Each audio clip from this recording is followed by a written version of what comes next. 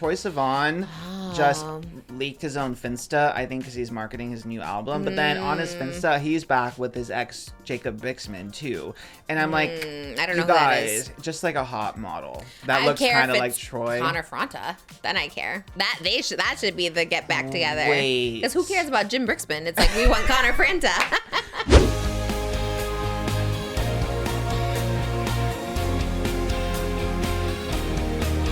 Her name is Trish, she's got the dish and all the gossip's filthy rich, pretty and pink, hot topic queen, and says what everybody thinks, she's just Trish.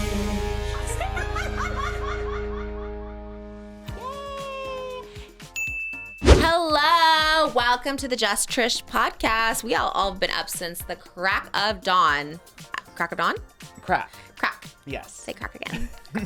We have been up since I guess the crack of dawn is the real phrase, but I don't know, maybe that's not appropriate to say, but we have been up since the first crack of 30 dawn. seconds. Oh, bleep it. Can you not say that? I think you can. Okay, but we should bleep, I guess. I don't know. I don't swear. Who am I to even swear? We have been up. We have been busy. We have been caffeinated. We have been excited for today. This is a very exciting episode and big announcement. Talk about Halloween in July. We're having Christmas in July. That's right. TRISHMAS tickets are on sale this Friday, but guess what? You can get them today, right now, Tuesday, July 21st, because I chose to do an artist pre-sale. I don't know why I'm like, I don't want to do an artist pre-sale. I'm going to do an artist pre-sale. If you are watching this, you can use code JUSTTRISH to get it today. Those tickets, okay, they are hot.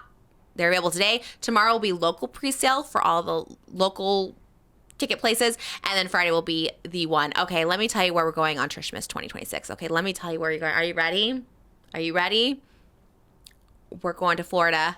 Whoa. It might as well just be a TRISHMAS Florida because 4 of the 6 states is in Florida. We are doing a Florida round because after a while, people kind of get sick of you in the same locations. Like, I think you've exhausted your markets. I don't think LA cares about you anymore, Trish. Who cares about you now? I don't know, maybe Florida, because every time I go anywhere, Atlanta, New York, Boston, they're like, I came all the way from Florida. I know you'll never go. Florida, here's your chance. I'm going to Jacksonville, St. Petersburg, Orlando, and Fort Lauderdale. Love all those places. Love all of them. Keep the alligators away from me. You won't see me hanging around the beaches, but I will be at a local theater near you in Florida, and I'm very excited. I'm trying to go to Disney World. You know what I mean? I'm trying to go to Disney World, and I was like, let's just do Florida while we're there. So I'm happy to be coming to you. I am happy to be coming to you because, like, life is what you make it. You know what I mean? It could be like, oh my gosh, I hate Florida. It feels weird. It feels this. Yeah, market to those Floridians. I'm changing it around though. I'm like, no, you know what? I love Florida, actually. I love Florida. My kids are going to love Florida. We love Florida, actually. And a lot of good things come from Florida. We got Burt Reynolds. He was from Jupiter, Florida. Okay. Disney World. Florida? Is he from Florida? Oh, that would make sense. Yeah. Is he? That makes sense. I think. I would assume. Florida. Me and Florida. Maybe he'll be a surprise. He will not be a surprise. Maybe if he wants to be. We will think of so many oranges. Florida Period. oranges. Yeah. There's more, I'm sure. I'm sure. I feel like, is Alix Earle from Florida? She lived down there in a Miami penthouse. We're not going to Miami, but yeah. I know. When I asked for hot topics on my Instagram, everyone's like, talk about Alix Earle's alleged BBL. And I'm like, does she have? I didn't know there was allegations. I was looking into this as well. Oh, you were? Okay, so that's me replying that. No, I had no idea. But I was investigating on my own accord, actually, the Alix Earle BBL allegations. Oh, wait. So you knew about that? I heard a lot of discourse around Alix Earle's ass. What? Yeah. I don't know where I've been. I love an Alix Earle. I'm seated for her, but the gag is her fans are offended that people are speculating if she got a BBL for some reason, as if it's like the most offensive thing in the world. But she looks, her lady lumps look a little bigger than they did at, was it Miami Swim Week or wherever she did that fashion show? Where'd you see it? Was it in a swimsuit? Yeah, on her TikTok. She showed posted a little some booty. TikToks, and I think when she was on maybe the Aloe vacation or the yacht. Well, maybe she's just squatting good. in a month, I don't know. She could be glute maxing for sure. She definitely could be glute maxing, but yeah, you do have to lift pretty heavy. You have never to know. be eating really good. The speculation, allegedly, is that there's these God, I forget what it's called. There's like these injections. It begins with the A. It's like Alio something. Alio injections. I've never heard of that. For your butt? Oh, aloe clay. Aloe clay. I've never heard of that ever. It says it's a minimally invasive, non-surgical butt enhancement that uses sterilized, processed donor fat cells. Because that girl don't have her own. No so, way. Me donating my fat so would Alix love- Earle can have a fatter ass is crazy, God, but I would do it. So I would too. I would do it. Let us know, Let girl. us know. We'll be like Selena Gomez and her friend in the bed, just being like, "Here's my fat," and then we'll be bonded for life. And then Alix Earle ignores me and doesn't come on the podcast. Be like, "Girl, I gave you my fat. What the hell?" That I could totally see it. It would be an honor. Yes, for real. To have your fat in Alix Earle's butt would be everything, If actually. any other influencers are needing some fat, I mean, Not you have to be any approved. You have to other. be approved. James Charles asks for your fat, you're going to give it to him? You have to be approved. There will be some discretion. Yes, I think almost anyone else, but maybe not James Yeah, Charles. I will gladly give you some. Yeah, for Alex Earle would sure. be For the right fierce. price. Yes. It's premium. Oh, It's I was premium gonna- fat. We've been growing for a while. So we can't just It's hand the it away. good kind of fat. I'll give you mine for free because it would just be an honor to be a piece of that sculpture, a piece of that art that Oh my she is. God. You think so? You think yes? I would assume. I mean, she's obviously gotten other work done before, like injectables, like her Botox and her lips and stuff done. So I don't think Boobs. it's the craziest. Oh yeah, her boobs. Pretty honest though. I feel like she Yeah. would tell us if she did. I feel like, or you think she's waiting for like Maybe a reveal? she's waiting for the damn show. I'm sure. And everything she got to put in that damn show. She's saving all I'm the seated for the secrets. show. I remember last time I was like, I don't care anymore, but I'm gonna care. I like Alix Earle. I mean, I think she is like the beauty we see in every decade, like the Pamela Anderson, stuff like that. So it's like, after a while, it's like, okay, how many of these beautiful blonde girls can we have? But I'm seated for a beautiful blonde girl, I guess. Yeah, she seems like sweet enough. She's just like not my kind of girl personally, because she is just like gorgeous and pretty cookie cutter. And I know she tries to shake the table a little bit with spilling her dating life tea with her Get Ready With Me's, but like, and her brand is like Hot Mess, but it could be messier. I think she's like, That for I don't being get. Hot Mess, like she's pretty clean. That's what I think too. I love Hot Mess. I think that's such a good brand, but more for like a TANA or something like, or a me. You know what I mean? So as someone who loves a hot mess, I'm like, I don't know if that's her. She's just more clean girl, pretty. Yeah, T. Like there's definitely messier blondes out there. Yeah, to say the least, because so. before. I guess she's trying to live up to her name, maybe. Because I was like, before the podcast, she joined the Unwell Network and she wasn't messy at all. She was very opposite of that, right? She had no mess. Yeah, I didn't really know much about her, hot. to be honest, Yeah. until the podcast T. I think the fallout is when I first started hearing about her, Right. and then The interest peaked a little. Yeah, and then with Dancing with the Stars, obviously, I was pretty tuned in for her, but I really gotta get on that show. That really changes it really everything. changes your trajectory. Yeah. How do we do that? Well, the good news is that allegedly Peacock has an exclusivity deal with the Love Island cast, so they're not allowed to be on Dancing with the Stars this first year. So that means Ezra can't get Kenzie. So there's ready. another clam slammer that Ezra Sosa can be dancing with in Right the ballroom. here. So you still have a shot. I'm I a think. clam slam extraordinaire. I would like to think I still have a shot. I haven't heard anything though. I feel like I would hear some talk, some murmuring, something. Some murmurings. There's none. There's no murmurings. There's nothing. But I really do feel like that is the platform you go on. Watch Jake Shane be on it or something. Oh. I know. Now that you say It's real. it, it's happening. Oh. I fear. And I love him, but like, why can't Let's it be share me? the opportunities, Yes, yeah. he is just everywhere. Oh my God. Did you watch the Jay Shetty he was on? Remember last time? Like, I think he's on Jay Saturday and no one could find it, but he was on it. I realize now Jay Shetty is on Netflix, so that's why I couldn't find it on YouTube. Oh, okay. Yeah, okay. same with the Millie Bobby Brown one. So yeah, Oh, he was Jake on. Shane and Millie were on it, but the Netflix edition. Yes, he was talking about the Vanity Fair. Is that the one? The party Yes. he hosted, and he was just like, he said it was like it was rough. Wait, did I finish? Oh, you're my Florida plugs. Before I go back to Jake Shetty, I want to. Not just Florida. I thought it was a Florida exclusive TRISHMAS tour. It almost was. I was like, can we add something?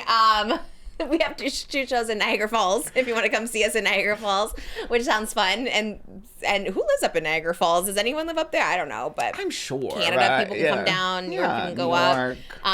We're gonna be at a casino. I love casino shows. We're gonna be at a Niagara Falls casino, and then we're gonna go at the Oceans Casino, which I love in Atlantic City. We were there at Airs of Trish 2 nights in a row, and they treat me like I'm freaking Mariah Carey there. I love it. I love the venue. I love the people. They have really good food, so we'll see you there. Okay, sorry. So see me at TRISHMAS. Okay. Get your tickets today. Back to Jake Shane feeling. He said it actually hurt him, the criticism that he received. I mean, I would think so. Everyone's telling you that you're an entitled flop. You can't ask a damn good question. You hate women. I would assume that would hurt your feelings a little bit. But I feel like he knows his shtick, and the question he asked was provocative and to be quote unquote annoying. Like, I think he knows his shtick, right? If someone's like, Trish is a dumb bitch, I'd be like, yeah, that's the shtick that I would probably put out in that setting.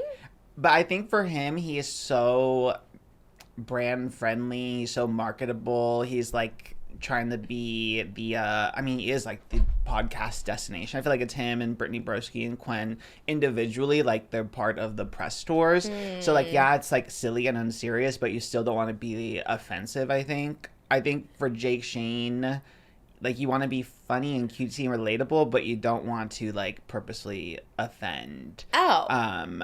So I think he was trying to be, like, silly and, like, dumb, kind of, but not in a way that was, like, offensive to mothers. Oh. Yeah. Well, don't you... But he didn't do an apology, right?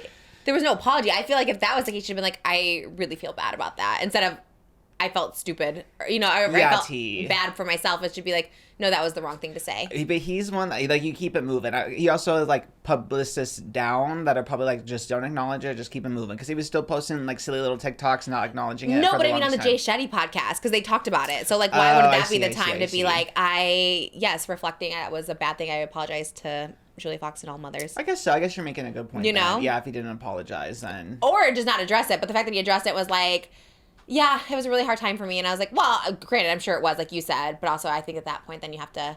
It's like when Dr. Drew was here, and I could say everything but an apology. And Dr. Drew's like, how about just apologize? Yeah. That's probably a good idea to start there. You know what I mean? Yeah, That's Dr. Drew advice, not me advice. But maybe he was like, it was a joke and y'all are too sensitive, but just didn't want to say that, you know? That's what it was giving.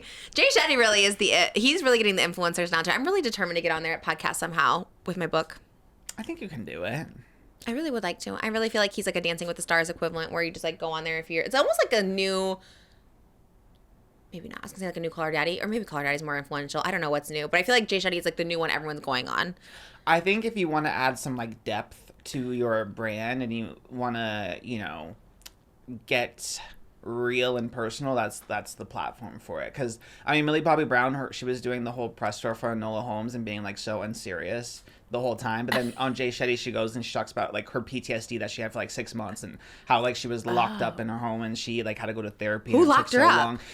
I forgot what she said, what like caused it. She had like a really bad fan encounter. Fan encounter? I think it was a fan encounter. Hold on, let me check this out. I need to watch this on Netflix. I'll go watch it. Yeah, she had a panic attack it lasted for 3 months. Oh, 3 months? Wait, she was being chased by an unknown individual. And she had like PTSD and she literally had a 3-month-long panic attack and she ended up healing herself by staying with monks in Japan and like meditating with them.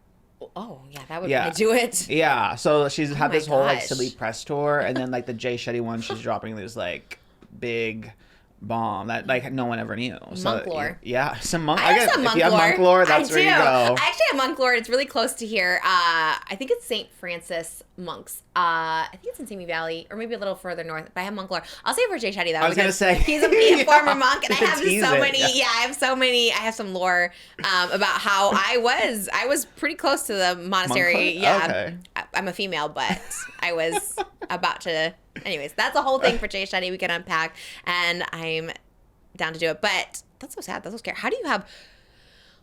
What is a panic attack? What defines a panic attack? How do you have one for 3 months? I totally believe it, but, like, does that mean... Panic attacks... Like, what does that look like? I'm trying to think. I've had panic attacks. I guess maybe... I'm sure it's not a constant state of panic, but probably a reoccurring. Yeah, like very mornings, frequently. You're yeah. Like, yeah. Like you're constantly triggered. Well, like you're constantly... that's good, that's what I always say though, is the meditation. I do think meditation helps. I was kind of like a monk for a while. I guess, yeah, like if you're really, I mean, I don't know. I'm not a doctor. I'm not SHETTY either. But I do think, or a monk or any of it. But I do think meditation works. I said that today. I did 5 things worth my time today because I love the reparation tour for the 5 things trend TikTok. I love that you've just been doing five things for everything. 5 things not worth it. 5 things worth your time. 5 things not worth your time. 5 things I love. 5 things I forgot to mention last time. 5 things I forgot. Mostly gonna do 5 things for your kitchen. We're just gonna spam reclaim it. Yeah, just keep push it down. And 5 things worth your time. One of them is meditating. It is worth your time. You think it's not. And everything revolved around meditating. Then I was like, oh, going to the gym, doing Pilates, which is kind of meditative because you don't have your phone. Yes. In and out drive-through. Sometimes you don't get reception at ours. You don't get reception. So what do? You just sit there and have no thoughts in your mind. And it's like all of it revolved around meditation. Me and Millie Bobby Brown have that in common. So I love that. I love that she said that. Well, I guess I'll do Flopcast first and then I'll go on SHETTY because I did promise my first interview to Flopcast when my book comes out. That's fair. Yeah. All right. We're locked in for those. How was your weekend? People want to know more about you. I was literally like, what should we talk about? Hot topics? Like, just more about you guys. And I was like, okay, let me ask. Oscar, last time I was like, what's your birthday? You're like, that's it. That was it. It was 1 minute. You're like, I can't wait to watch Love is Island. I'm like, okay. I know, T. I was supposed to meet up with Justin Horowitz, who works with like Hillary Duff and stuff. And then Andrew Mascarella is staying with him. So R.I.P. to that podcast. It's over. Is it? Yes. Or pause. It's on hold. Hiatus? Those damn hiatuses. Indefinite hiatus, though. They don't know when it's happening. Oh yeah. My God. Yes. We loved them, though. I didn't know that was happening. Yeah, it was very sad. Oh my God. Okay, so that explains why he's here. But he's starting his own. Darian thought that he had the parasites. So Darian had the parasite or Andrew? Darian thought that he had the parasite, so I had to be like, y'all, I am so sorry. I'm never gonna beat these flake allegations, but like I have to take him to urgent care. No. He just had a regular schmegular food poisoning though, so like let's celebrate that, I suppose. From where? So he went on a little bit of a bender because Darian's friends were in town this weekend, so they had like the LA day of like salads and juice and kale and like avocado toast. So who knows? Somewhere in the WeHo area. Oh my! It took him down. Go figure. That makes sense. Yeah. The WeHo. I did see TANA was also in the hospital this weekend. Yes. I was like, "Are you okay?" Appendicitis scare girl. Like, what is that what it was? How do you know? I read her caption. I saw it too. It was just right. Mercury retrograde. Yes, it's coming for everybody. Well, she did send me a text back because I was like, girl, are you okay? Let me see the text. It did say something. Official statement. Because I was like, girl, are you okay? I actually was scared because I feel like, when you actually are in the hospital, it's like, oh my gosh, are you like... She was in that bed. Yeah. You know what, though? I do it, too. I remember when I had my mental breakdown and I went to Cedars-Sinai. Actually, it was an overdose. I remember I took a selfie because I'm like, you know what? I don't know who's going to believe me, really. That's true. You know? Yes. You got to put that in there, and I still have that picture. I think it made the book. Oh, yeah, she thought the appendix was bursting, and she was there 8 hours in pain. Oh, yeah, and she said the retrograde is fierce. In the end, I pulled a muscle, ? I think from running. That's the official is she getting ready for the marathon? She is getting, I gotta send you and Jimmy the link. She's doing the marathon with us, okay, too. We're all doing the marathon. I'm gonna send you guys the link, and I'm very excited, because she said she's been running, too, and I was like, oh my God, I love this for us. So she is determined. I'm sure she's gonna ask Paige and Amar. I'm sure it's gonna be a whole... thing. Oh, so I love that. We're gonna have 100 people, which is great. It's gonna be like 1,000 people. There's gonna be so many people. So well, especially with Tana. Maybe not if she pulled her muscle though. Girl, the girl's got to stretch, y'all. Stretch before running. Yes. Add that your next 5 things. You can add stretching. Oh my God, that's a good idea. I actually do stretch before I run because I am just cracking all the time. My bones are always cracking, knees. Yeah, so you definitely have to stretch. That's a good one for sure. Yes. But so he did not have the parasite. No parasite, just a food poisoning moment. Came and went pretty quickly. So let's celebrate that. Did they go to the Abbey? No, thank God. Otherwise, I fear I never would have seen him again. He's so little, he'd probably just get swooped up, So little is crazy. He is. So he's recovered. He has recovered. So you didn't see Justin? No. So it was just I worked Saturday and then I was nurturing him back to health on Sunday, and that was that. But did you see the Odyssey? Summer is here. That means it is summer of music. I have been loving Ariana Grande on tour. Which lyric is she going to change next? I don't know. Find out today on SeatGeek. Okay, SeatGeek has so many great ticket options for you. Backstreet Boys is coming back to the Sphere. My Chemical Romance is coming in October. Okay, Zara Larson's on tour. Alex Lauren is killing it on tour. There are so many great acts on tour, and you might be like, I didn't get tickets. They already sold out. Well, SeatGeek has those hard to find tickets at some of the best prices. And may I recommend trying day of? Okay, sometimes people are just like, oh, something came up and they have to sell their tickets, and you can get a really, really good deal for that. And SeatGeek makes it easy because you can go based on price, you can go based on how close you are, best value. There's just so many different options when it comes to SeatGeek. We love you so much. With over 35 million downloads, SeatGeek is the #1 rated ticketing app. There are more than 70,000 events listed on SeatGeek, including concerts, sports, festivals, and more. I know Cleveland is going to be playing at the Anaheim Angel Stadium soon, so I'm going to be getting my dad tickets for that. There's just like something for everybody. Phantom of the Opera is here right now in LA. I'm trying to get Moses to go to that, and it's just great options. Okay, we love SeatGeek. SeatGeek has your back. Each ticket is rated on a scale of 1 to 10, so you know you're getting a good deal. Look for the green dots. Green means good, and red means bad, and every ticket is backed by their buyer guarantee. Concert season is here. To make it even better, you can use code TRISH2026 for 10% off your SeatGeek tickets. That's code TRISH2026 for 10% off. Even if you are a member already of SeatGeek, just put it into that code. It applies every time you buy a ticket. We love you, SeatGeek, for that. You're amazing. Make sure you click the link in the description to download the app and have the code automatically added to your account so you can use it later. Thank you so much to SeatGeek for sponsoring today's episode of Just Trish. I did. That was a Thursday feat was the Odyssey. Go see.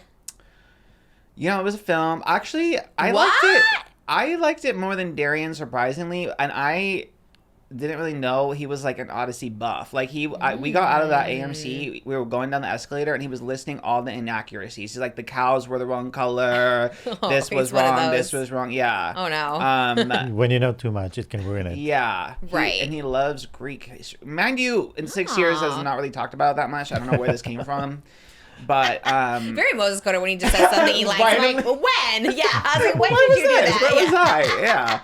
I love that though. That's the best part is you never something surprises you every single day. Yes, you're never done learning about your loved ones. So That that's part. sweet. Yeah. When we feel like we've talked too much, we know too much about. It's like no, every day I'm learning something new. Yes. If you have the right partner, you'll learn something new every day. Mhm. Very true. I'm kind of upset I didn't see it in 40X because I keep seeing TikToks of the 40X experience. And there's like this one scene where, Odysseus is in the boat. Who's Odysseus? Who plays him? Matt Damon. He's the main one. Ugh. Yeah. I'm not gonna see it now. I didn't know he was in it. Oh, wait, what's your beef with Matt Damon? Talk about like, okay, now we're talking about like the blondes. They're all like cookie cutter. It's like Matt Damon could be Ben Affleck.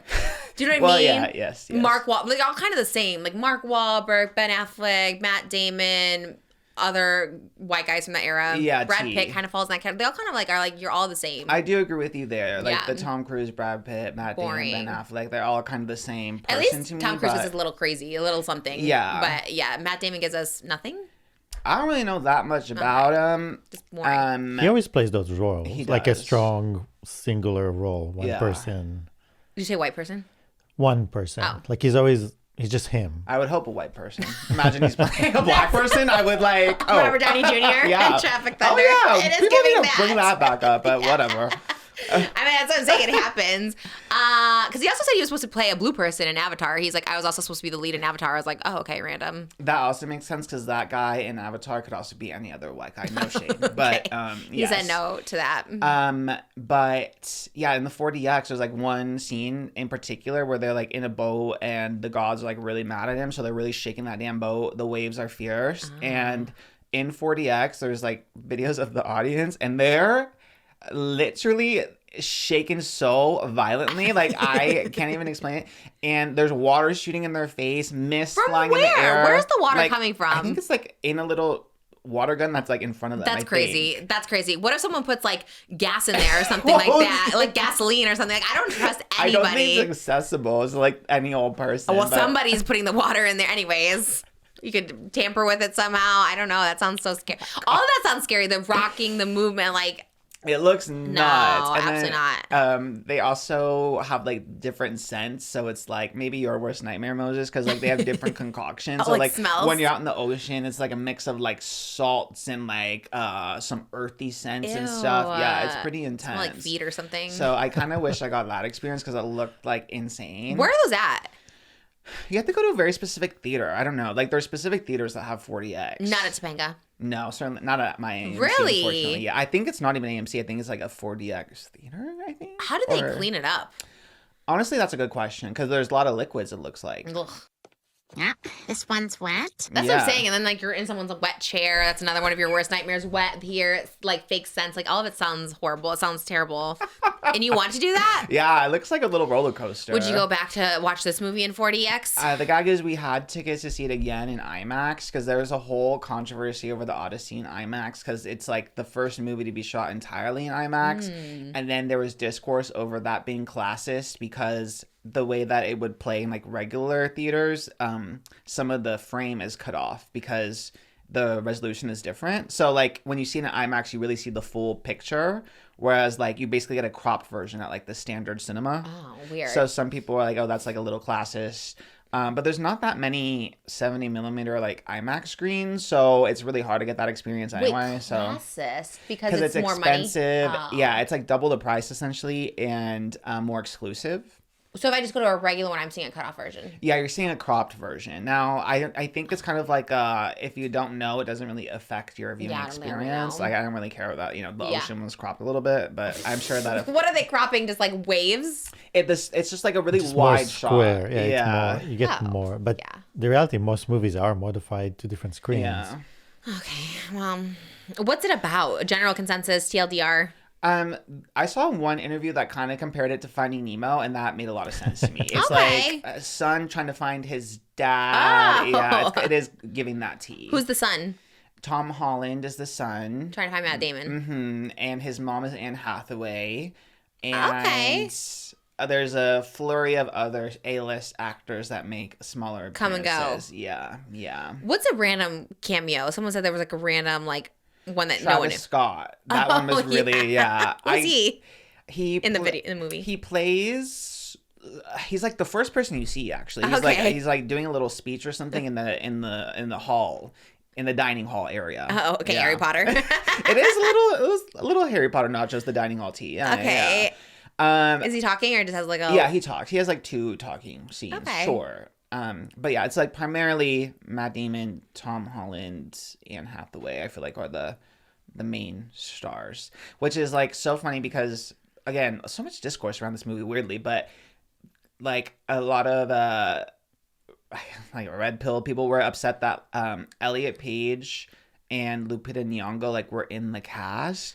And they have such small parts in the movie. So then they were like, why do they market Elliot Page and Lupita Nyong'o if they're such small parts? And everyone's like, no, like, you guys are the ones that made a big deal about it. Yeah. Like, no one made a big deal about them I being... haven't seen that much marketing around them. Yeah. I've seen a lot of marketing around. Like, but... they're at the premieres and the Yeah. junkets and stuff, but they're not, like, top bill because they have Yeah. small roles. It's so bizarre. Oh, people are weird with that. Yeah. Yeah, they make a big deal out of it. And they're like, "Ugh, why did people make a big deal? You did. You did, yeah. Yeah, that's so weird. Yeah. And it's obviously, a lot of people have small roles in it, right? Obviously, all these people are like, Robert Pattinson's in it or no? He has a bigger role. He's like the villain.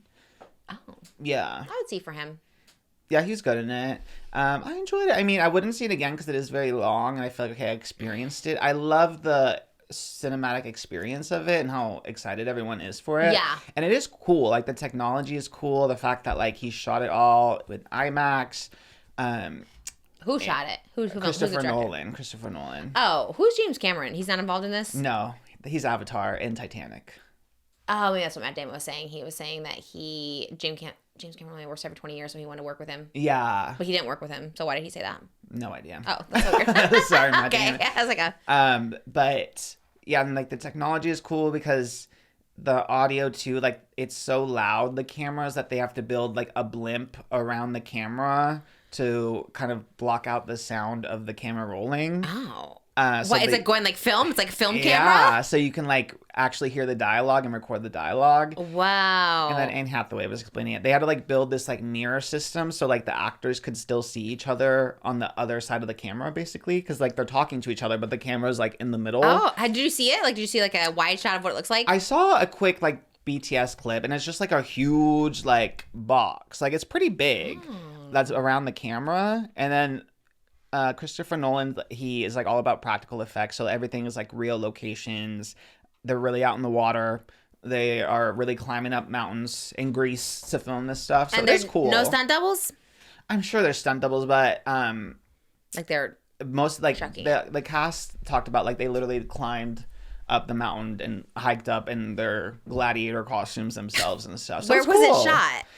It was shot around Europe and stuff. A lot of Oh. it was in Greece though, so Boo. you know, accurate, I guess. To Love the, that. Love that. Other times, I don't know. So Who was your favorite part? My favorite part, honestly, Anne Hathaway really ate. You love her. I have a soft spot for her, I guess, because she got such a fierce hate campaign, and she just seems kind of sweet. And now I'm sending you good. I was gonna say you said you said to convince me. Like, look, Anne's a good person. She's so sweet. She had sweet. this this reporter was pregnant at Access Hollywood, and she at the end of the interview. Her publicist was trying to pull Anne away, but she wouldn't listen to him, and she was just giving her advice. Aww. She's like, just cherish it. This is your first one. You're gonna be questioning yourself, but you're doing everything right. Just spend every moment and appreciate it. And I was crying. I was like, she's so sweet. But I think she is a sweet person, but I think someone probably told her to rework the image and be overly sweet, because you never seen her be that sweet before. The Gaga, she's always been sweet. Y'all just see the corny clips because she is musical theater kid energy, and you should love those people because those are your people, honey. I mean, I do love her. I saw an interviewer, I think it's an old one, asking her to sing. Did you see that one where it's sing the first question? I couldn't even get through it because I knew it was gonna be bad, but I thought maybe you would have seen it. I don't know. She was something okay, for the first question I was wondering if you could sing, and she's just no. She was just immediately cuts it off or something like that. But I didn't watch the whole thing because I was I'm going to cringe too much. Sometimes I can't watch those. Too cringy. That's kind of the gag though. You're told, was it a junket, a sit down? Yes. Yeah. So you're told with those to not bring that. If you're going to do a little gag or whatever, it has to be pre-approved in advance. So, oh, really? Yeah. So you can't be coming in. I can't be Millie Bobby Brown, can you sing a little song for me? It all has to be approved in advance if you have something that's not a regular question. People don't care. They're gonna be whatever, this is my shot. I know, T. If you get one shot to do it, then go for it, I guess. But was there a junket where Zendaya was interviewing Robert Pattinson? Yes. That was recent. That was for the drama. Oh. Yeah. God, I'm always so behind. Where he's oh, I'm Gen Z. Yeah. Well, that was with Jennifer Lawrence. Oh my God. Wait, really? Yeah. So they did. That was when they were promoting, God, I forget what the movie was, but it was very serious about marriage and having a baby. And didn't him and Zendaya just do a movie about that? No, that was the drama where she wanted to be a school shooter. Okay. Yeah. All right, two different things. Two very different, yeah. But they did the lie detector test or whatever, and she asked him do you think you're a Gen Z or millennial? He said, I'm Gen Z, and it showed up true in the lie detector test because he really does believe it. I kind of live for. Oh, it turned true? Yeah, because he believes it. That's me. Because I think it is a belief. No, I do see a world where you and Suki Waterhouse are friends, and then Robert Pattinson by association. Yeah, him and Moses become friends. Yeah, exactly. Yeah, because it's a coupling thing. He's good. He's friends with Jordan Firstman, so he seems kooky, quirky. He definitely gives that for sure. Not as hot as he was in Twilight though anymore, huh? He kind of looks the same to me, minus the hair and the jawline. I guess he is almost 40 or in his 40s? Probably 40. I guess 39. I feel like he's a year older than me. Yeah, I think you're right. Oh, he's just turned 40 actually. May 13th. Oh my God, we're so close in age. I'm telling you, y'all could really be a key together. Yeah. I would love to have him on the podcast. I could honestly see or Suki, yeah. I feel Suki and you would really get along. I don't know why I think that. I just do. I just have a we have the same energies. Vibe, yeah. Who do you think from the Odyssey is most likely to come on the podcast? Spartan Soldier number 44. I mean, I'll take it for sure over Matt Damon. Maybe Elliot Page. I love Elliot Page. Yeah. Let's see. Not Damon, not Anne Hathaway. Although shout out Brittany Broski for getting them. That was fierce. On Royal Court? Yes. Well, I guess that is the part new of the Everything, press tour now. the new talk show circuit. Okay, John Leguizamo, maybe him. Love him. He actually had a big role, and I could see. Wait, really? Yeah. Oh, I love John Leguizamo. Tu Wong Fu, Romeo and Juliet, Mario. I love. Yeah, so I think he would probably make the most sense. I would actually gag so much. I would love. Yeah. Okay. Or maybe Charlize Theron. Who knows? Love her too. Monsters, one of my favorite movies ever. I would love either of them. I guess we should go see it. The Odyssey. We have 3 hours. You like it? You're into it? Yeah, me too. A lot of water, so that's good. I was going to say, because also Moana is very water, live action, and someone was saying, I asked, again, Hot Topics on Instagram, and they're like, talk about how Moses looks exactly like the wayfaring traveler in the Moana live action. And I couldn't find a picture of this person. Yeah, I don't even know how I would have. His name's Mate Vasa or something. Not the actor, but the character's name is Matai. Okay, let me see if I can find And they're like, Moses looks identical to him. And I was like, wait. So What if? The live action? Yeah, live action Moana. It's a wayfaring traveler, is what they said. Or we have to go see the movie. I know. I was gonna say we might have to actually sit through the I whole know. movie just to figure out who it is. I'm like, literally, but I'm not kidding. Watch it look nothing like him. No, I swear. I think it was Ronnie was like, is Moses in Moana? And I was like, What? I swear he said that on Thursday. So that when this happened today, I was like, were you in this movie that I didn't know? Because someone else asked if you were in The Moana. concept of you not knowing he was in Moana. He would just sneak that up on me because sometimes he'll be like, when he gets the Van Cleef bracelet, I'm like, when did you go to the Pink Mall without me? You know, he's always like going somewhere. And he'll say, actually, you admitted to when you got the Van Cleef bracelet because it was a day after the podcast when we finished early. It was like noon. And I remember being like, oh, now we have time. We can go to Sugarfish or whatever. And that was the day he was going to go get the gift. So anyways, he drove all the way to Sugarfish with me in Calabasas and then all the way back. And then he went all the way back to go get the Van Cleef bracelet that afternoon. And I was like, why didn't you just tell me? We could have just gone because it's right next to Sugarfish. We could have just gone from Sugarfish to the mall. And he's like, no, I wanted to surprise you. So in that sense, you could have also probably filmed Moana in that same period of just not telling me. I was like, you're sneaky like that, so I wouldn't have known, especially if it was a bit part. First of all, no. I mean, it's not like one. No, because the way she makes it sounds like I'm always sneaking out to do things and you don't know where I am or what I'm doing. Not always, but the time that Literally you were the able one to. time that I went to get you a gift. That was pretty sneaky. I you would know have exactly known. where I am. I didn't know. I wouldn't have known that. That was pretty Because it good. was so fast. That's why I wouldn't be able to do Moana. That was good. I literally picked it up, drove back before. Damn, and you went to Sugarfish with me that lunch. That was crazy. That was a lot. Yeah. Maybe you'll have All for the surprise. acting part in there. So. I did a self-tape today. I think it went really well. Moses said I did really good today. He was my screen reading partner. It's a really big TV show. I don't mean just giving all the hints. Be like, Here we go again. Like we were literally watching the show in the weekend to get in character. We did binge it. It would be the second season. That's all I'm going to say. Maybe I shouldn't even say that. Second season. But it wouldn't be playing myself, right? It's not playing myself. Right. It's like a pretty big character. The only thing is like they were looking for someone in their 20s, which I was kind of flattered. I was kind of like, okay, maybe.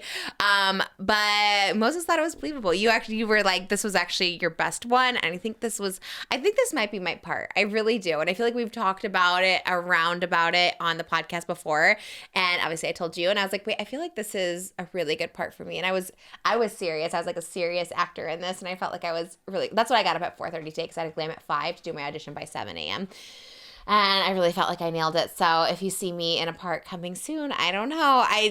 We're going to just put it out there. But I felt really confident about it. And I can't wait to put all these self-tapes out one day because Moses as my reader is really great. This time really... I didn't have many lines. I was pretty bummed. You had some lines the first one. Not too many. Not like before where I would have... Playing 3 Jonas Brothers. Yeah, exactly. Well, pretty soon you'll get to see that self-tape too. But this one I feel really confident and start shooting in August. So I might be just a TV star. If they ask me to cast me for one, I'll send them your self-tapes. Oh yeah, your voice. You can just hear me off camera. I can't wait to do a self-tape for you. I really want to do a self-tape with you. Like, I really feel like you could also be an actor. I feel like Moses could be the actor in our family. And I really feel like I want to do a self-tape for you. They're really fun. I really have fun doing them. I get like really, we had a blue screen here today. I just get really It's like when we did her headshots. Not that I ever wanted a headshot, but we did acting together. headshots. Before the podcast that summer, That was so funny. 2023, before we started the podcast, we did everything and anything. Because like we just didn't know where to pivot, right? We were just kind of like, where do we go from here? And I thought acting. So I remember we like went to someone's garage here down the street and literally did these headshots. And Moses looked good. He looked like a lawyer. He looked like a doctor. He looked like a dentist. Like, he looked like all the. I have to find the headshots. Melanie was crazy though. She was charging us like $600 and was like, "You get one photo." And I was like, What? "Yeah." But she wouldn't even send. It's a business. First of all, she's professional. That's all she does. It's a business. So what they do Well, she was is out of her garage. They should no, but you don't need. It's like us. We're shooting in our home. And this is a business. Okay. No, I mean. Yeah, we're Jay Shetty over here. We're She calling doesn't Daddy need. that She's well. smart. She was very smart financially, and she doesn't need more than her garage. But all I'm saying, like, so what they do is they make you take like 100 pictures, but you only get one. But you can pay more if you want this one and this one. see. So you That's sit there, and it bullshit. takes like an hour in her garage to narrow down those 100 pictures to the one. Oh, she makes you stay there and like look at all of them. Yeah. And then you end up with like 4 or 5 that you really like. Yeah. And then so. The goal is to have you get more I think pictures we and did pay buy more. 4. We ended up buying course you 4 buy more. for like $125 a piece. I was like, oh my gosh, because then she want to take some with Malibu and we're as a family. And then I'm like, okay, I need these.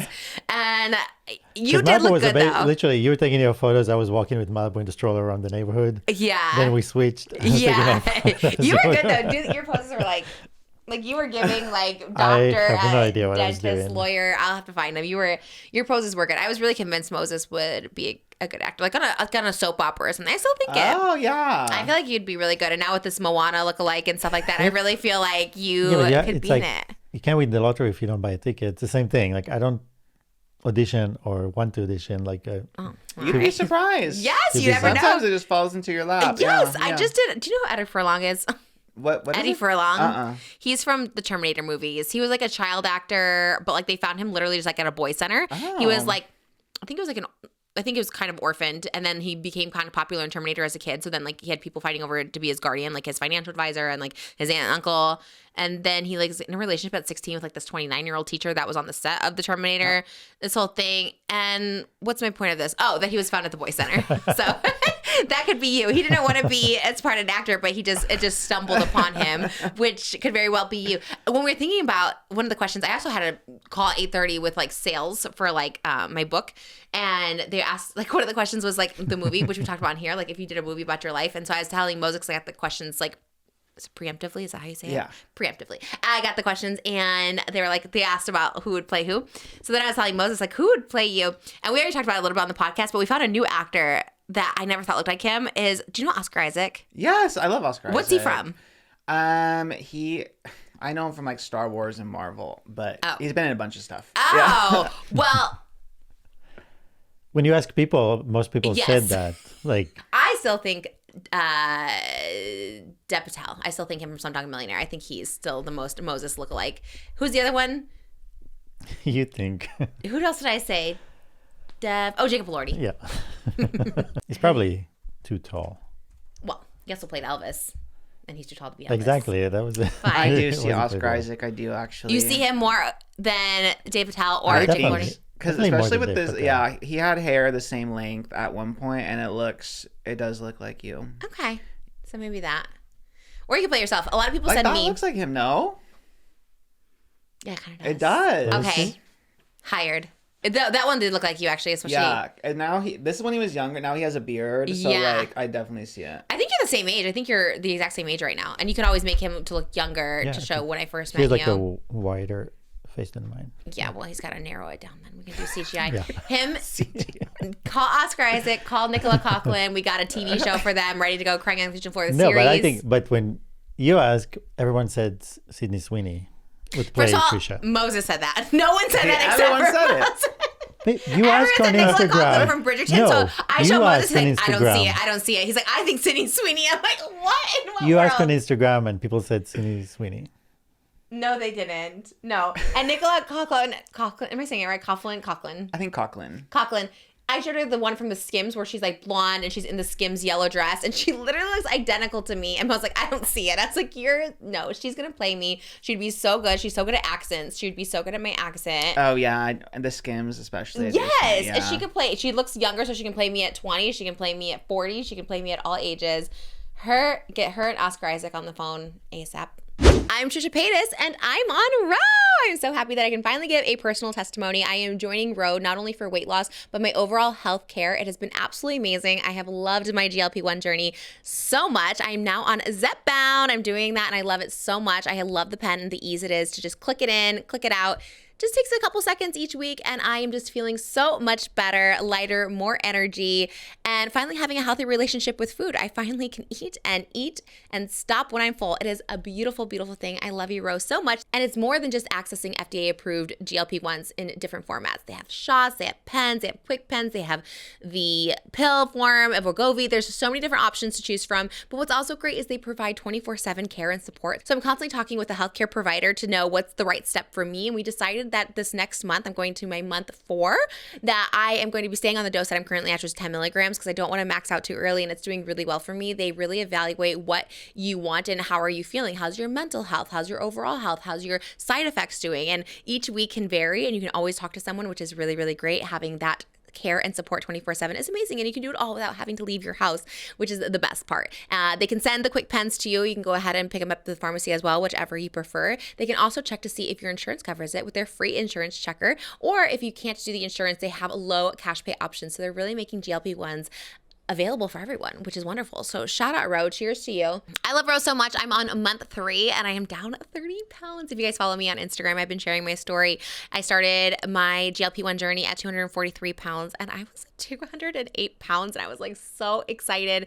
It's just so great to hit those milestones, and I just feel so happy that I'm doing it the right way, and that I feel happy, that I feel energized, that I don't feel like I'm starving myself. It is the best medication that I have been on. You know what else? Rose saves you even more with multi-month membership options. In addition to multi-month medication plans for certain GLP-1s, both prepaid plans help members save the most on their GLP-1 journey. Life is busy and weight loss is hard. 2 facts that lead Ro to offer access to FDA-approved GLP-1 medication and the support you need to reach your weight loss goals.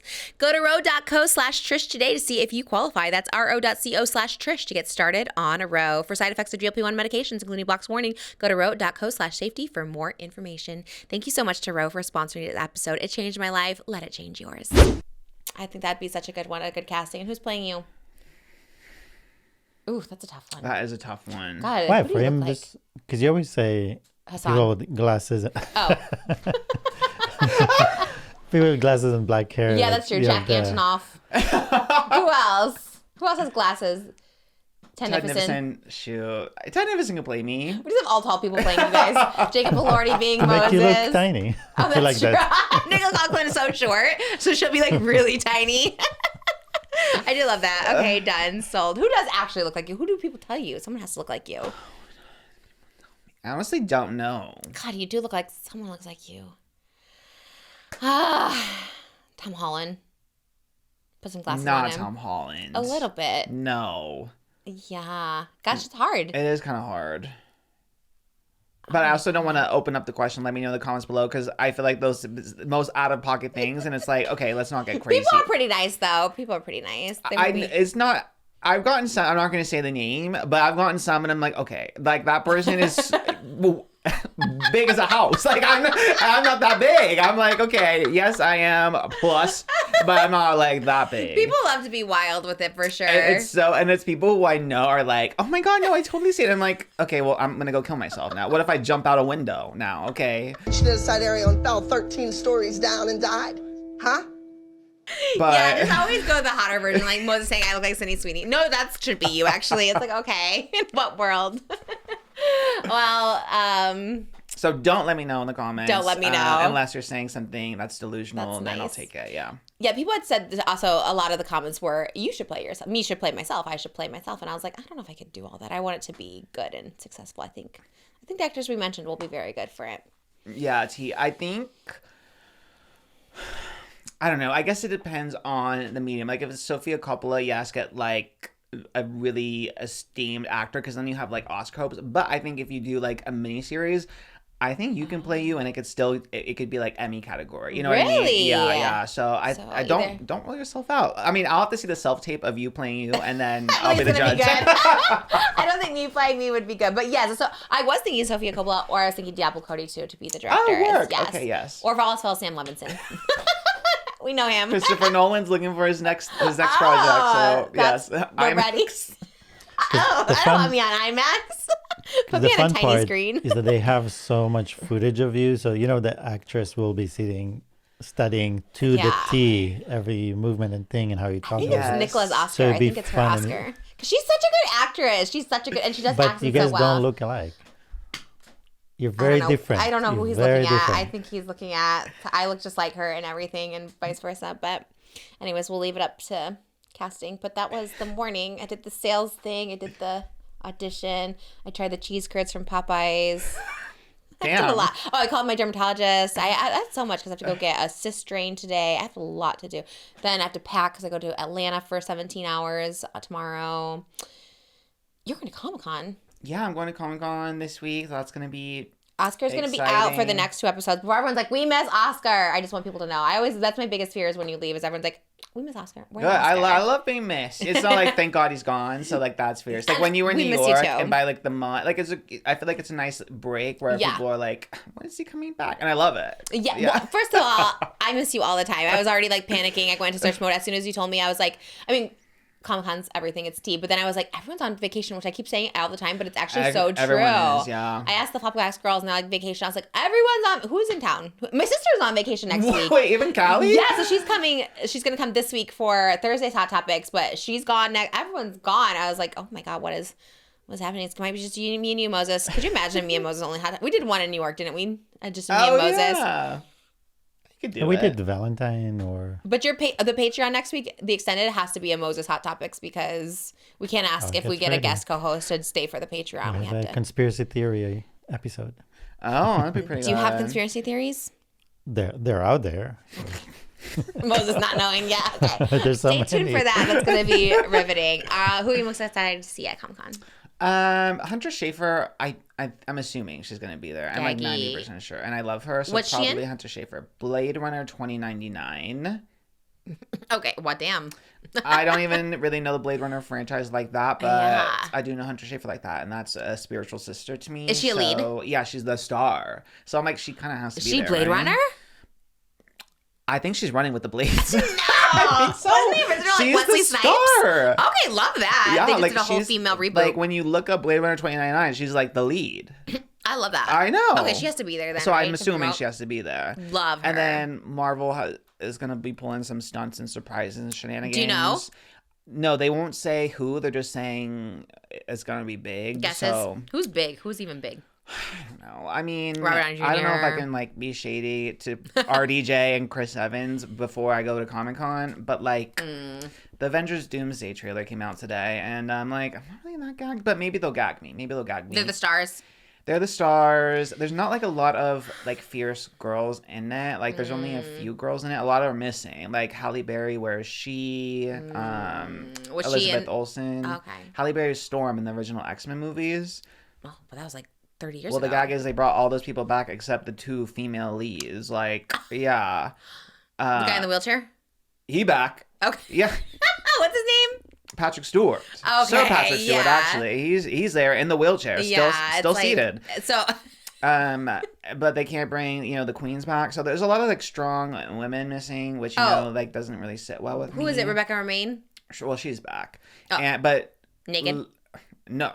The gag is Mystique, who like looks so fierce in the blue body paint. Clothed. They put her in the damn ugliest. I mean, Stop. no shade, like, but shade. They put clothes on her? They put clothes on her and she's happy to look a mess. Like she looked a mess, Why and I'm did they like, do damn, that? I don't know. And they even put like blue illusion, like mind you, her skin blue, and they put like blue illusions in her costume and look like cutouts, and it looks a mess. It looks an Oh. absolute mess. It is kind of a travesty. Are you covering this Yes. weekend? Don't talk to that guy. Go in this my guy. badge gets declined. I'm like, okay. What are you but- gonna wear? Honestly, that's a good question. I have no idea, but I do have a lot of comic shirts, so I can pull from the archive, some Gonna be archival hot. pulls. Yeah. It'd be so hot. I went I 20 know. years ago. 20 years ago, actually, exactly. And it was so hot. I was dying. I was wearing a white denim jacket and I wanted to die, but I didn't want to show my fat arms. So I didn't take it off. I was like, it's staying on. And that Hall H gets smelly. yes. Didn't last year you see Pedro Pascal? That 2 years ago, which is nuts. Yeah, but he Mm. was there with Fantastic Four before it came out. So I think it'll be star-studded. I love X-Men, so I hope they announce like the new X-Men cast. That's my like dream. Who's your dream cast? Ooh, interesting. Jake Shane. As Cyclops. As Sadie Wolverine. Sink. Wait, actually, he's kind of a comic accurate Wolverine because Wolverine's supposed to be like around Jake Shane's height in the Wait, comic. what? Yeah, he's supposed to be like 5'3", 5'4". Why is Hugh Jackman playing him then? That's the guy. He was like, he's technically too tall to be Wolverine. Oh my God, Jake Shane, this is your chance. This is a chance, yeah. Jake Shane should play you in the Crying on the Kitchen Floor series. I was thinking that, but then now he's like too fit, I fear. He's gonna have to wear a You're fat suit. fit. You're buff. You're like sneaky No, buff. he's Sometimes I like- see your arms like, He's like lean, like shredded now. So if he wants to gain the weight back for the role, then he can. But like that's like the stipulation, Right. Yeah. Yeah. Not to say you look like each other, but the essence. Oh, the essence The Jack definitely. Shane, yeah, yeah, he's Jake giving Shane and that, I yeah. occupy a similar space for sure. He is beautiful though. But yeah, who would be my ex? Sadie Sink is allegedly rumored to be an one of the X-Men, Jean Grey. I really want Margaret Qualley to be Rogue. I mean, she's a little oversaturated. I do love Margaret, but she's kind of everywhere, right?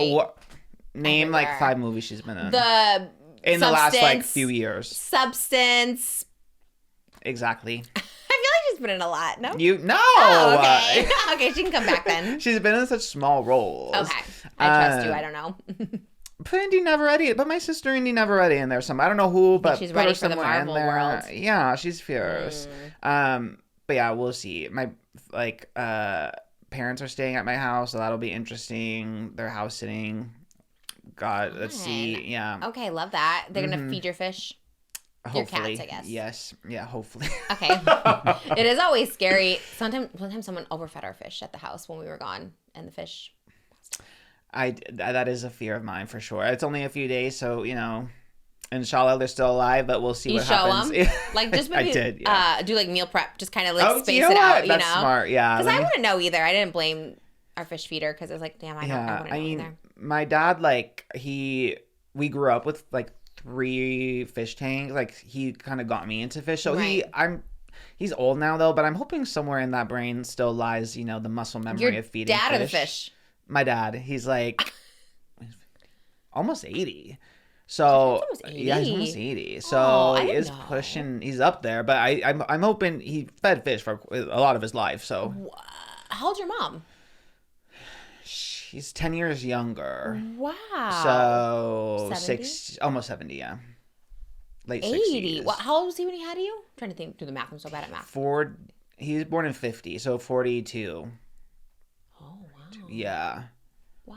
I know he was older. It was a happy accident, if you will. So Okay, I love that. Yeah. I mean, everyone's having kids in their 40s now. Most had kids in their 40s. Betty was ahead of the curve. Yeah. Who's Betty? Yeah, my mom. Your mom's name is Betty? Wait, that's so cute. Can you see your dad's name? Do I know your dad's name? Oscar. Your dad's name's Oscar? It took him 5 boys to have an Oscar Junior? Oh, wow. I ran out of ideas. I figured. Yeah, at that point, we have no more names. I mean, you really are the chosen. I guess if I was your brothers, I'd be a little pissed too. Like, what the hell? How come there's an Oscar Jr. as number 5? The 5th son is crazy. Yeah. Love that, though. Yeah. Oh, Oscar, that's cute. Oscar and Betty, that sounds very wholesome. Yeah, they are. They're my very God, I love that. that. Although my dad's getting on it. He just discovered AI, I fear. And, like, it's too late. I did too. He's so old that, like, I can't sit him down and explain, like, the environmental ramifications. Yeah, like, he's like, AIing himself with, like, Messi. Like, he loves Team Argentina down. He's South American, though, so no one come for him. But, oh, right. People are trying to cancel Argentina. Yeah, I'm like, I don't know. He grew up playing soccer in Peru. So yeah, he's pushing 80. Peru's didn't make, the cut. So what can I do? My dad did that too. He took a picture of my assist for ChatGPT or whatever. What does he put the thing where he takes a picture and asks some questions about it? He has his own app. I don't know what he has like an app where he just takes pictures. It's the same. And they tell him, he's like, I'll tell you where that came from. He's like, AI will know, or ChatGPT or whatever he's using. And I'm like, Girl, because I think they they skipped Google search and just jumped straight into AI. My dad's obsessed with it too. Yeah. Everything. Oh, I was like, yeah, you could have done it your whole life. You could have just Google search whatever you wanted your whole life. My iHeartRadio award, I'm going to ask ChatGPT if you're going to win. I was like, this was like back then, and I was like, Malibu had a toy that had one wire that came off, and I wanted to solder that one up. It's like, let me take a picture and AI will tell us.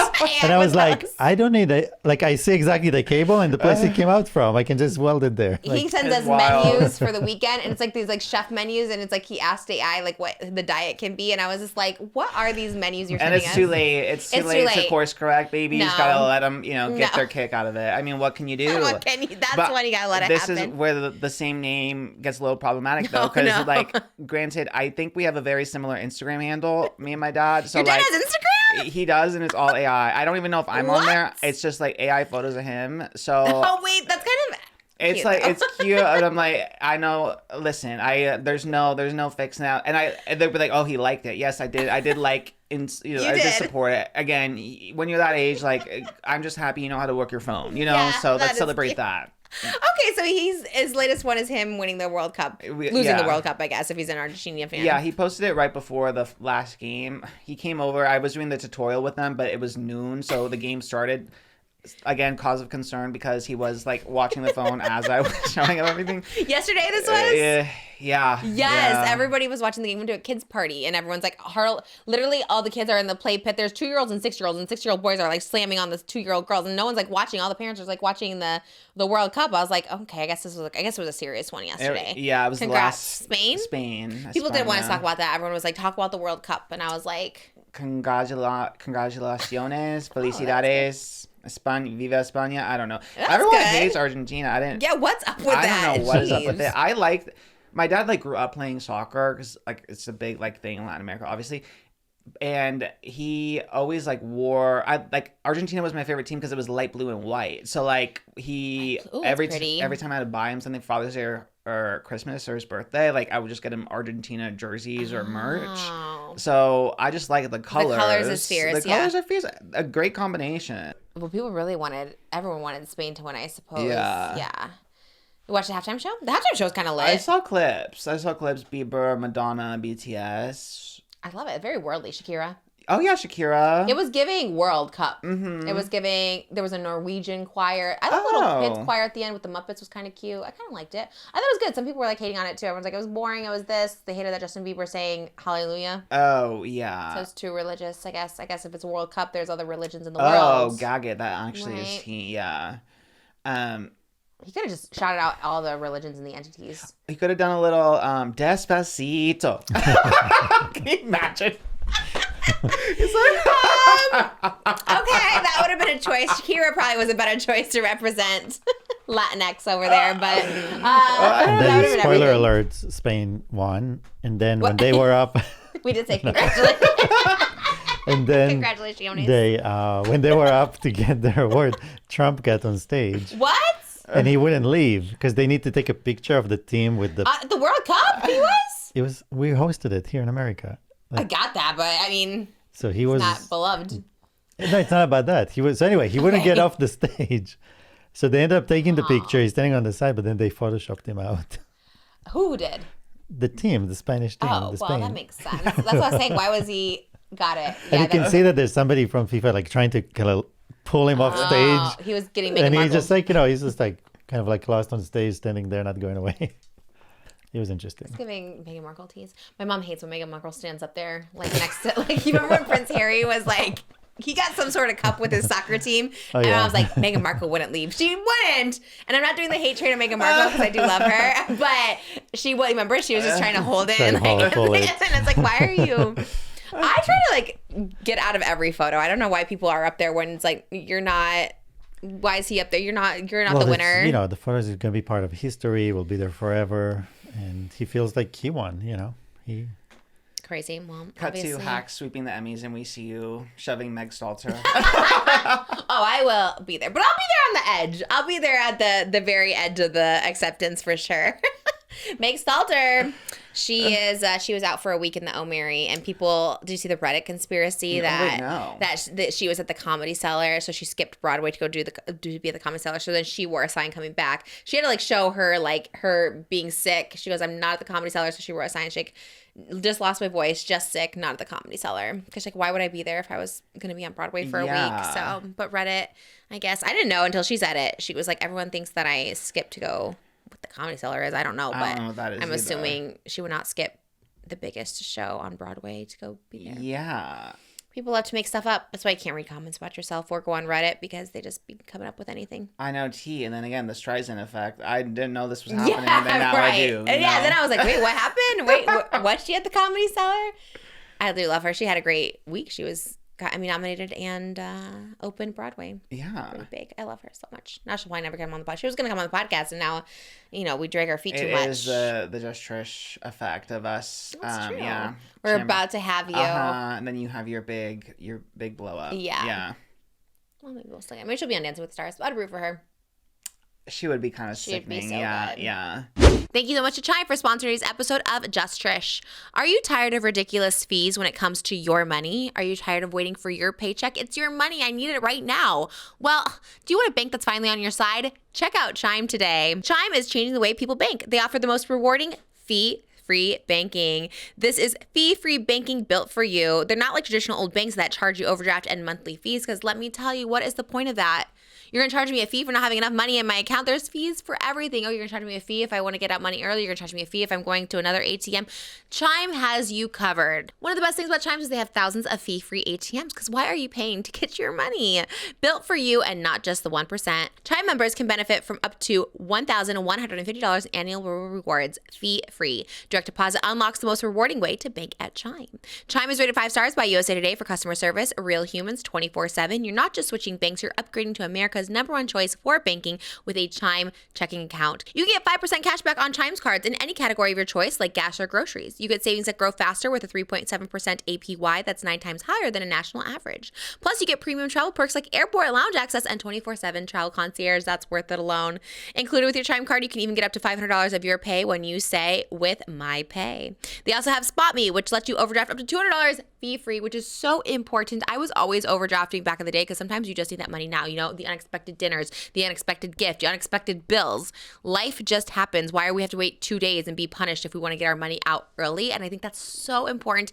And it's really so in touch with what's happening these days. Okay, when I was overdrafting, they were charging $35 to overdraft by $1. And then I'd do another $50, another $35 overdraft. By the time I was like overdrafting $75, I had over $500 in fees. It's so insane. And I really love that about Chime, that it's giving you fee-free options, as it should, because they get you and they get that life and money is not always on perfect timing. Chime is not just smarter banking, it is the most rewarding way to bank. Join the millions who are already banking fee-free today. Head to chime.com/Trish. That is chime.com/TRISH. It only takes a few minutes to sign up. Thank you so much to Chime for sponsoring today's episode. Chime is a fintech, not a bank. Banking services for MyPay and Chime Card provided by Chime's bank partners. Optional products and services may have fees or charges. Stated annual percentage yield and cashback for Chime Prime only. No minimum balance required. At least you got Lizzo before Streamer University, because now I feel like everyone's kind of like loving her again. Oh, we did. Yes. I thought you meant like yes.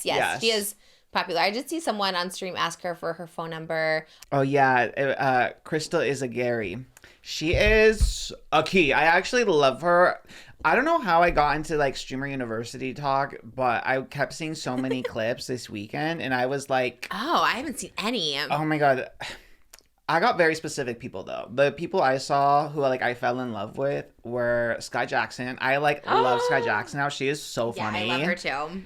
I feel like wardrobe is now in my head. Like I talk just like him now. I'd be like, no, oh, what happened to your hair today? I just woke up pissed. That looks a mess, boo. I loved it yesterday. We gotta get it together.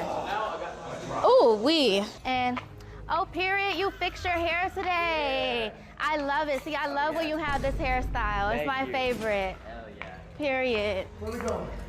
Yeah, his hair was looking a little janky. We gotta roll back the Snapchat SKAI, but like after we iron that out, what is she doing there? She like her Snap is just full of like AI versions of her in all these crazy situations. Like it's pretty much just all AI. No.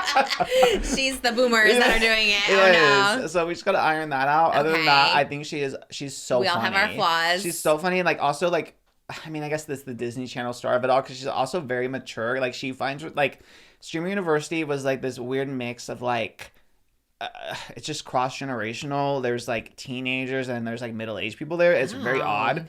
So there's like a lot of debauchery, and then SKAI is like in kind of in mom mode because she is a mom, and she's like don't be making a mess. Did she have her kid with her on stream? No, she was just there, but like she was kind of in mom mode, and like when kids would come up and try to like troll her, like clip farm her, like she navigates it. Oh no! Because they would come up to her like singing the Jessie theme song from Disney Channel, and then she would like pivot. Oh, that streaming is my biggest worst fear, because people do just say anything on there. Oh my gosh! It was just like kind of a mess because there's so many personalities, and everyone's like after a viral clip, and then there was like all these crazy moments of like racism, a little homophobia for your nerve. Oh my god! A little non-consensual grabbing for your nerve. Who grabbed who? There was one girl like who this guy like grabbed her shoulder, and then this other girl, this streamer LACY, he tore his ACL, so he's there in a wheelchair, but people thought he was like faking it. So this one girl like went up to him and like grabbed his shoe and pulled him out of the wheelchair and like messed up his ACL even more. Wait, it was nuts. It was really nuts. Did they go to jail? Like, what? Like, you can't just grab someone out of a wheelchair. Like, what? I know. Or just grab. I think it should be okay. I think it should be a law. Like, if someone grabs you or sneaks up on you, I think you should be able to like throw hands, get a fist. Like, if someone grabs my shoulder, I'm punching them. Like, I'm like, don't. What do you mean? Like, that's so weird. It was weird. Yeah. And I guess because. Yeah, I think people just thought he was faking being in this wheelchair rolling around. Everyone was like, people stole his wheelchair at one point. He's kind of a menace here and there. Like, how he's did been he get a little, around? After it was stolen. I think someone got it back. Oh, okay. Yeah. Oh my god. Because then, yeah.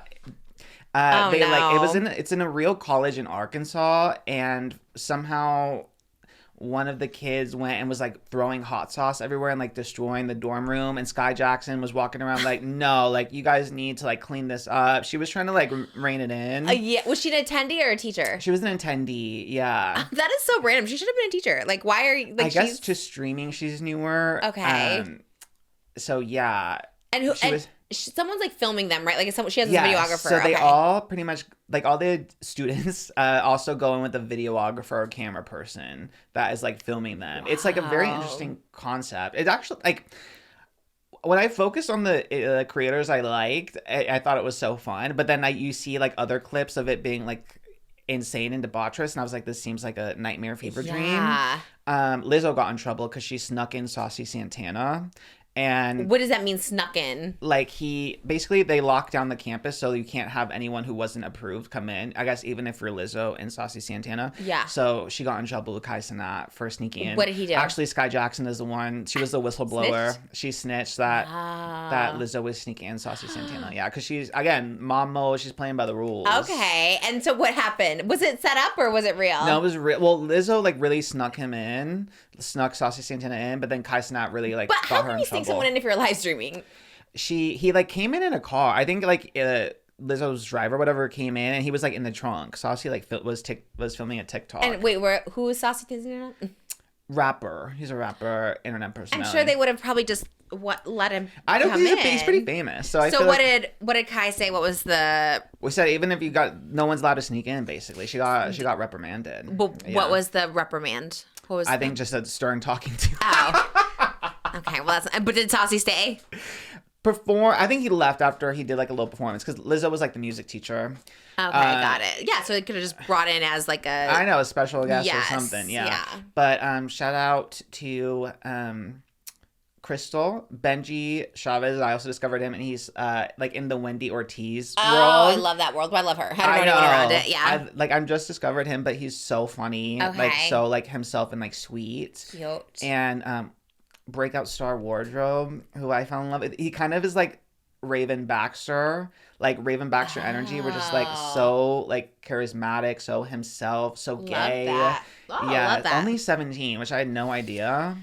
Young. But that's the stars. There's people like being like homophobic to weirdly like when his roommate is Black Boy Max and is just like a very straight guy, but they like bonded and they had like such a sweet friendship. Oh, I love that. But someone else was like homophobic to Max for being friends with him, and like he got really sad and started crying, and then Wardrobe found where he like watched his stream to see where he was at, like ran up to him and yelled at him, and I thought that was so fierce. That is crazy about a stream. How close was he? He must have been close, I guess. Well, it's on the campus, yeah. Oh, I see. That's what I'm saying. Is it set up in some capacity? Because like like all these little interferences that were happening. I think it's because like 90% of them are just like there to get viral clips and stuff. Yeah. So it just becomes a mess. Like people just doing it on purpose to start. Ludwig was there to teach a class, and he like went in on people who weren't like taking it serious because he was really giving good advice. Like he's broke down his finances, and he made $1 million in June. Just in June, he made $1 million. On what? Doing what? Streaming and doing YouTube. How? What was the breakdown? The breakdown was sponsorships was 800,000, and then next was YouTube, and then it was Twitch. What are her sponsors? Who are his sponsors? Great question. I mean, he's done like that's crazy. He's done like Verizon or AT&T. Like he gets pretty big ones. Oh my god, that's such a random sponsorship. I would love to do a Verizon sponsorship. I've been a member since 1983. Do the math on that. I was born in 1988. So how have I been a member for? Every time I call Verizon, they're like, "Wow, thank you for being a member with us for 45 years." And I was like, "You're welcome." You should get My dad was the like truly like one of the first ever to have Verizon in 1983. Like he was the first to have it. So because I was part of his plan for so long, I think I just got grandfathered in that I've been a member since 1983 as well. And do you remember back in the day the Verizon guy that was like, "Can you hear me now?" Yes. Like I feel like your dad came up with that. That was my dad, actually. My dad was the "Can you hear me now?" Because that would be fierce. No, but like I always wanted to be that person. Do you know what I mean? Like I feel like that, like the flow of progressive, and you know, I do love my little Roe campaign. I love being a Roe spokesperson, but I would love to also be a Verizon because I am a true blue Verizon. Even Moses and I have separate ones. I remember when we got married, I'm like, we should just join because why are we paying two separate bills? You're T-Mobile, right? Is that what you are over there? which, by the way, it never works. Mine always works. Verizon, you can hear me now anywhere. You can hear me now anywhere. Mine works, and I love it so much, huh? Yeah, the reality is that when yours doesn't work, mine does, and when mine doesn't, yours does. People say that, but mine really does work most of the time. Mine's like 99% of the time. Mine rarely never works. I love Verizon. All the other ones can eat my ass. Which one are you?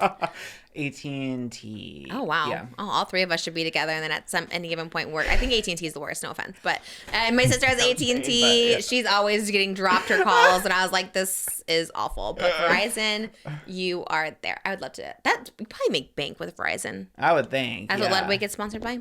He gets so many. He says like he broke down like how many views his like sponsorships get too, and he said there's like compilations of his ad segments that get like millions of views. He has receipts to back all this up too, which is crazy. Well, I remember David got like mad money to go to like he used to do meet and greets at AT&T stores, like in Times Squares. He would just be like, I have to fly to New York to.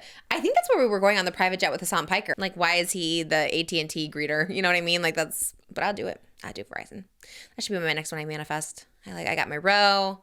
I got my Domino's. Well, Verizon should sponsor your book tour.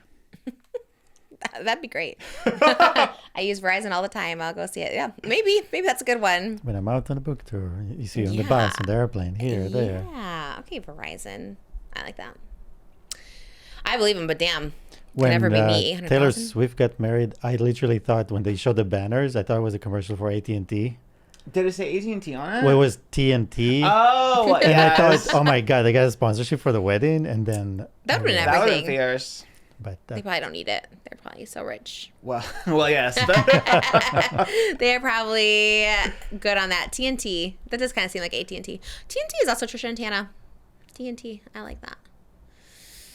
I'll be on it. Streamer University. What stream would you go on? Whose stream would you go on? You take a guess. Who's my favorite streamer ever? IRL streamer?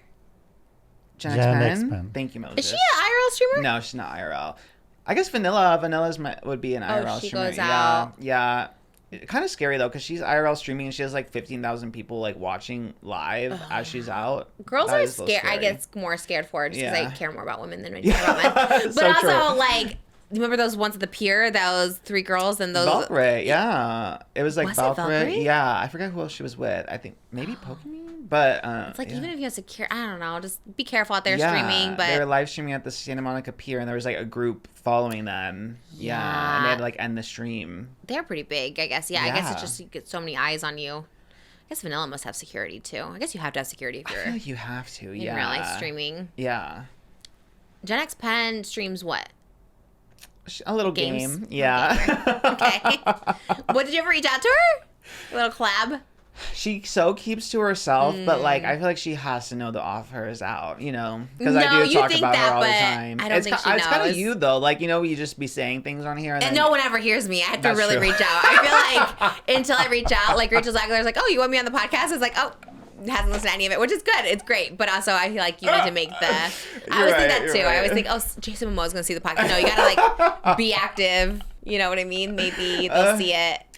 I'm hoping. I keep like in my head thinking like one day, maybe for Christmas, me pitching it to you instead. Okay. Like I'll walk in as Christmas. Like, what do I get Oscar for Christmas? I don't know. I walk in and it's either Gen X Pen. It's either Jen, Vanilla, or Hassan. Ooh, maybe, which one? You have to pick one. If I had to pick one, okay, Hassan out. No offense. And then it'd be between Jen or Vanilla. Oof.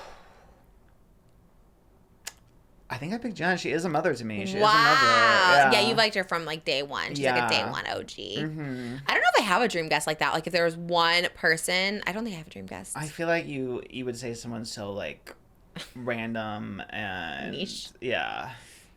Because you've listed people before, like you guys when she makes like the guest wish list, like we have like a booker here and there, and like the guest I'm putting like a Mormon wife, and then hers is like the most random obscure but actor. We were close to getting Naveen Andrews from Lost, remember? There we go, that's what it was. But then even he said no. And I was like, wait, who wants, love him, but like he's not really out there anymore like that. And like he actually passed. I was like, no, because he was like promoting Star Trek or something like that. And I was like, oh, this is going to be so great. We're getting Naveen Andrews. And then no. It's like, damn. Yeah. I don't know. I don't have a dream one. Who's your dream one? Dream. I don't really think about it that way. Because I like the hot topics. My dream guest is Dream. I know he was problematic for a bit. I don't know if he still is. I'll be like, what's it like looking like Shane Dawson? Did you hide your face again after that reveal? Does he? Does he show his face now, or he hide I think it he back? still does. I think he shows the still face. does. Where was I? Did he talk about me to James Charles on the post? Oh, yeah, but if you had to be mad at everyone who was I talking want to shit. confront him though. He was the top comment. What was his comment on James Charles? I think it was like, yes, James, or something like that. Or, yeah. Do you still stand with James Charles, Dream? Do you still stand by that comment? Spence Wall, yeah, we need to reach out to everyone. Spence yes. Wall breaks my heart because I love him. That's so sad. A dream guest would be somebody like that doesn't do a lot of podcasts and stuff, like having Justin Bieber here or having Love that. The Love that. Weeknd. You know, like people that don't talk much. Like I like to hear them talk, and Well, let's work on getting those, Moses. so yeah. Call up Abel, call up Justin. I would love that. You never know. Charlie D'Amelio just did a dance TikTok to Hefner by... I saw that. I literally had to look at the date because I was like, wait, is this like recent or is this... And it was like literally like yesterday. Tana in the hospital just being like, love this, made my day. I saw the repost. Yes. I was like, oh, okay. That was crazy. I was like, I love this so much for her. It killed me. The dancing to it too. With Mercury in retrograde though, the first person that got back with the ex, Ariana Grande, and then Troye Sivan just leaked his own Finsta, I think because he's marketing his new album. But then on his Finsta, he's back with his ex, Jacob Bixman, too. And I'm like, I don't know you who that guys, is. just like a hot model. That I looks care kind of if like it's Troy. Connor Fronta. Then I care. That should be the get back together. Wait. Because who cares about Jim Brixman? It's like we want Connor Franta. Hold on. I know. Now we're talking. That is I wanna actually see. genius marketing, and it's Troy. That has to be your next And step. you know Connor's down. Connor's down. And I think that'd be so great. If they did a little YouTube collab. Yes. Little, like, we're come back on. together. Or even if he like cast Connor like in a music video. Wait, that would be the gag. Has he casted a guy? I guess, who's that guy? With Ross the blonde? Lynch. When Troy did drag. Yeah, but like not just as Troy. He's never Yeah. casted a guy. I guess. I mean, in all the other music videos, just a lot of skinny twinks around. But if it's just Connor, we'll be okay with it. I know he got backlash. That was like one of our first episodes. Who got being backlash? mad. Troye Sivan, because he was only putting skinnies in his music video, and we said Troy get some fatties in there. Oh, well. But if it's just Connor, we'll accept. Yeah, it's okay if you're fatphobic. We're used to it. Society is fatphobic, so we'll just accept you. And that's fine. That's fine. We love you. We love you just the same. I would love to see Connor Franta in that video. No, that is such a brilliant Shirtless. idea. I can't believe I didn't even think about that. I know, I was gagged just to see him and Jacob Bixman. But What's Jacob Bixman from? he's like a model. Like he's very hot. Tumblr model days. But those days are over for everybody. Gag The it. Lucky Blues. Who else was a Tumblr model recently that... Bryce from Love Island. Oh, yeah. It's like, yeah. we don't know any of these people anymore, so... Yeah, T. But I didn't know Mercury in retrograde was doing it to people like that. But I guess it's a common. I keep seeing is. TikToks now of people like trying to resist their ex. Actually, Resist the ex? Yeah, like the ex is hitting them up. Oh. I think Paige from Flopcast was saying that too. About the ex? Wait, so I feel like someone else was back with their ex, too. It kind of really is, like, getting... Ariana Grande. Yeah, he said that Ariana. with Ricky. I had an ex situationship. Oh. Randomly text like, "Hey, how you been?" And I just like, whoop, delete because I'm like, that's scary. I don't even open. I freak whenever I see that. That happened to me like a past couple months, and I'm just like, because I also think like, you know how some people are like, oh, they know the book's coming. It's like, do people hear about what's in the book ahead of time? No, I don't think so. I mean, there are people reading the book, so.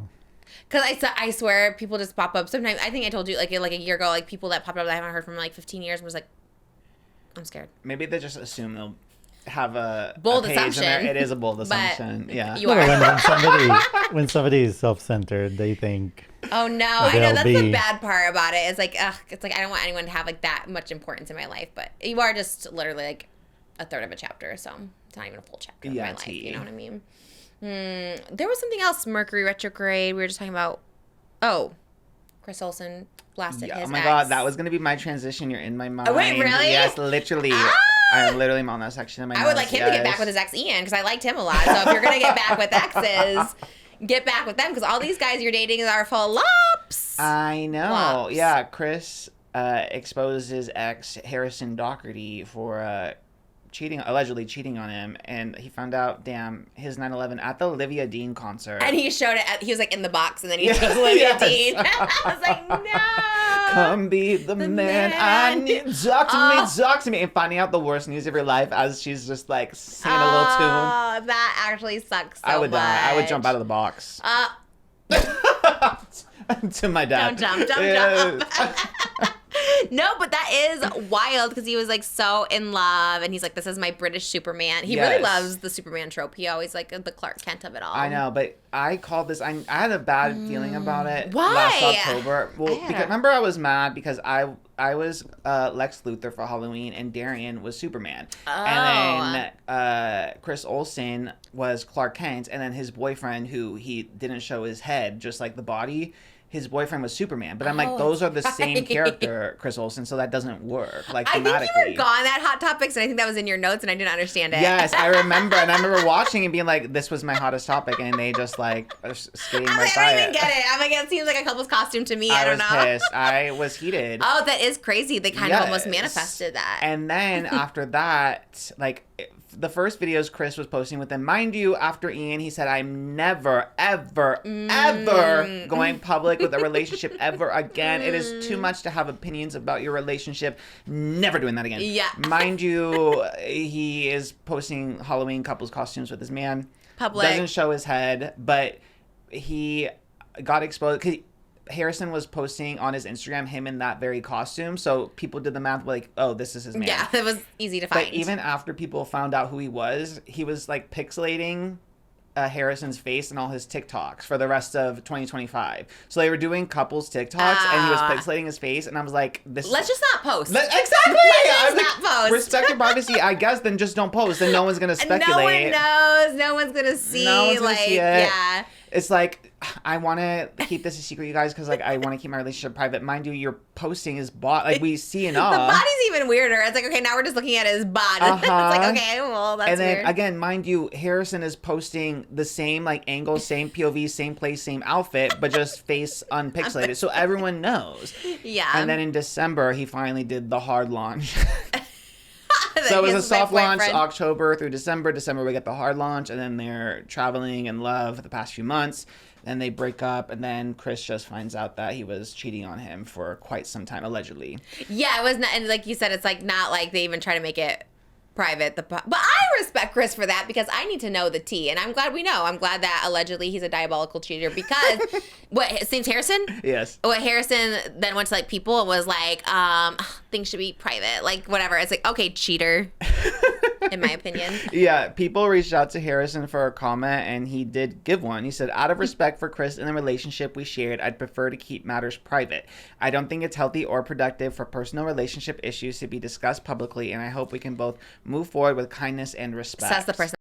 It's always the person that's had it. And that's why I respect Chris for being like, found out he cheated. I don't blame him at all for like clocking it too, especially like you're public, and then people are probably like, undoubtedly Harrison is gaining followers because he's like collabing basically with Chris. I mean, it helps both of them. Collabing you know, is crazy. Dating. Collabing. And is crazy. It like gives Chris something to post. It gives Harrison followers. He was already trying to like be a lifestyle, like gay lifestyle account Harrison? before. Yeah, people like found his like lifestyle Instagram account, which was before Chris, and then after he started dating Chris, he moved to just his personal account. And he has since deleted all his social media because he was getting so much hate after Chris called him out. No, since the cheating thing? Since the cheating thing, yeah. Yeah. He deleted TikTok and Instagram. Has Chris said anything since? Any follow-up? He's just been posting like his TikToks about like making jokes about finding a guy. Basically, he's like posted the Olivia Rodrigo song "Expectations," like I won't settle for a guy with a fake job or whatever. And yeah, so he's keeping it moving, which, you know, well, that's all you can do, I suppose. Yeah, I mean, you could like sulk and like write an album or something. I don't know if he writes an album. Is he musical? No, he's not musical. Chris Olsen. Didn't he go on tour with Meghan Trainor? Well, he was singing. But I think he was doing like cover songs, which is no shade. I love a cover song. Well, maybe Meghan Trainor can channel that energy. Maybe he should just write it by himself. Only because He doesn't want to sound like Meghan Trainor. I think Meghan Trainor is great, but I think Chris Olsen needs to find. Could you imagine like? Don't sound. I see what you mean. Yes. Are they still friends? I would think so because I think he was supposed to go on tour with her, the one that got canceled. So I think they're still friends. I'm pretty sure. I love that. Love that. Oh yeah, because he was defending her when she did have to announce that her tour was canceled. He was making all these TikToks. What did he say? He was just defending her for not being a flop or whatever. For not being a flop. Yeah, it's like everyone's calling her a flop. It's like you guys need to be nicer. Blah blah blah. Yeah, I guess the sentiment That's is real. there. Yes. But also, yeah. Yeah. I mean, it's totally fine. People can't canceling shows all the time.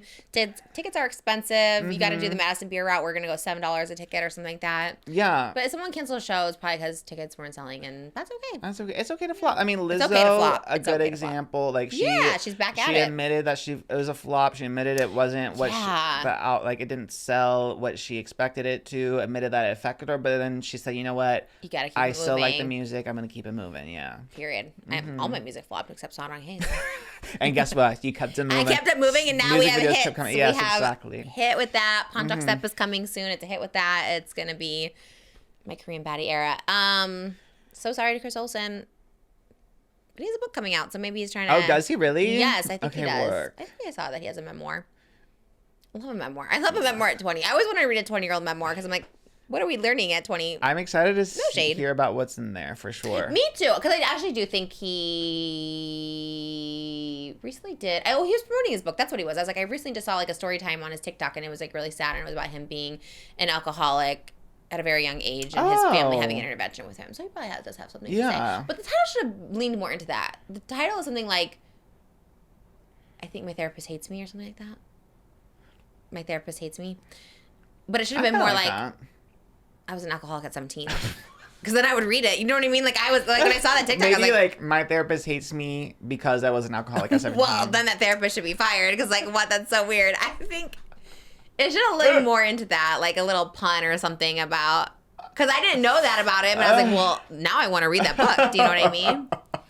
Book titles are hard, but people come up with really bad ones in general. Not him, but like there's some that I'm like, what does this even mean? I'm trying to think of some memoirs that I wrote and I'm like, or that I read, and I was like, you know which one I loved, but I hate the title. Maybe people think it's a good title, but The Spare by Prince Harry. I was like, I hated the title, and I just wanted to read the book. And I get it. He was the spare son, the spare heir. Yes, because when I first heard that, I thought bowling. Yes, okay, that's period. what I'm saying. Yes. It's like these titles are like, I get it. It sold well. It was a thick memoir, but I was like, why is that? Yes. The title. Or like No Shade, like In Real Life, Journey to My Pixelated World or whatever. What is that? Take a guess.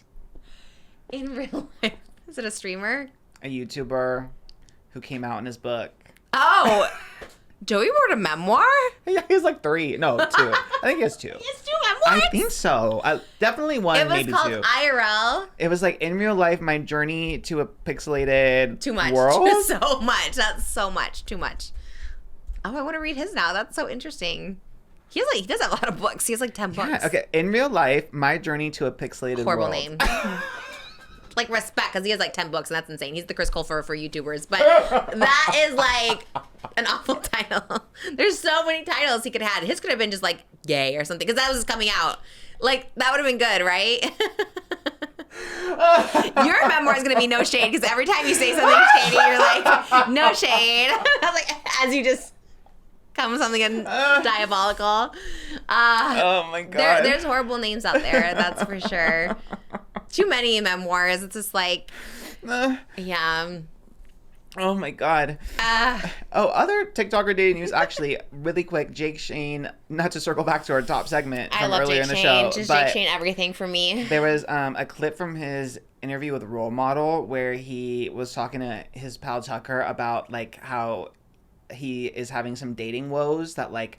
Every time he goes on a date, no one wants to like kiss him on the first date, even though like he really wants it. Oh. But then another YouTuber quote tweeted it, and his name is Keith Edwards, and he said, "Well, we kissed on the first date, then he ghosted me."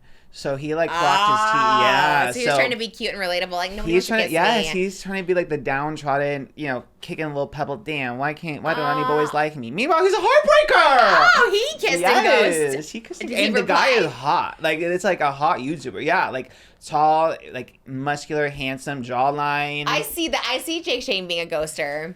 I He's love a little him. heartbreaker. Yeah, I think so too. I think he is very popular. He, like you said, he's friends with all the it girls. He has a big podcast. He's fit now, which is like nail in the coffin. It's like no more humble pie for him. Like as soon as you're fit, forget it.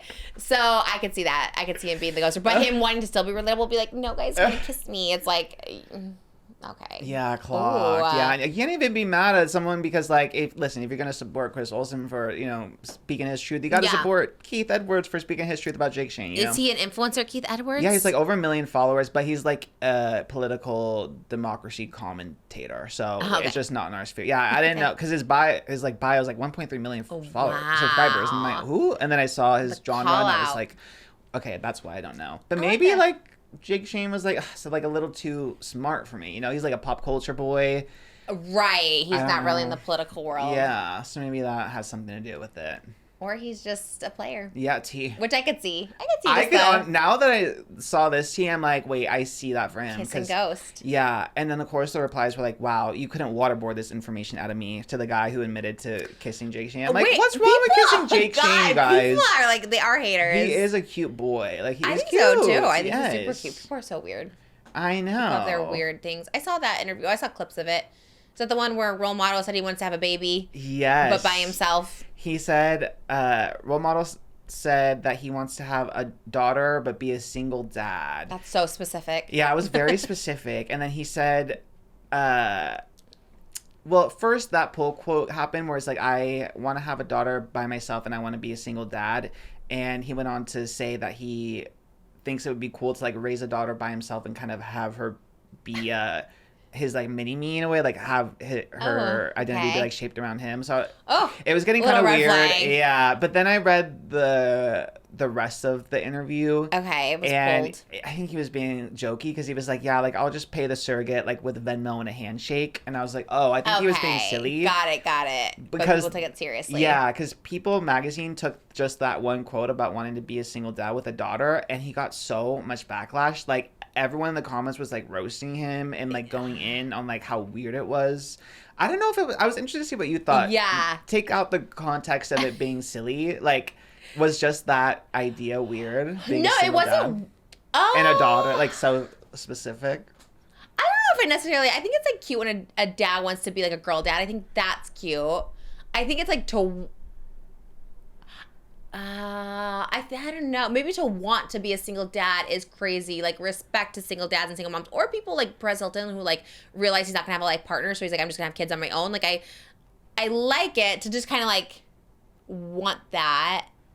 That's not so bad. Maybe it's the wanting like a little mini version. I learned that like too. I get the sentiment of being like, oh, I want a mini me, but I guess it is a little narcissistic to just want a child to have a little version of yourself, like they're their own person and their own people. But you don't really know that until you have a kid. Because I definitely wanted a daughter to be like, I want a mini me, I want a mini Trish, and then you just realize like, oh, they're like their own person. Yeah. I think one time I asked Malibu like. And I was like, do you think you look more like Abba or Mommy? And she goes, I look like me. And I was like, oh period at 3. Cute. So I feel like early on you kind of know they're kind of their own person. Yeah. So it is a kind of a weird thing when people say that to me or say that in general. I don't think it's cute, though, that a dad wants a girl.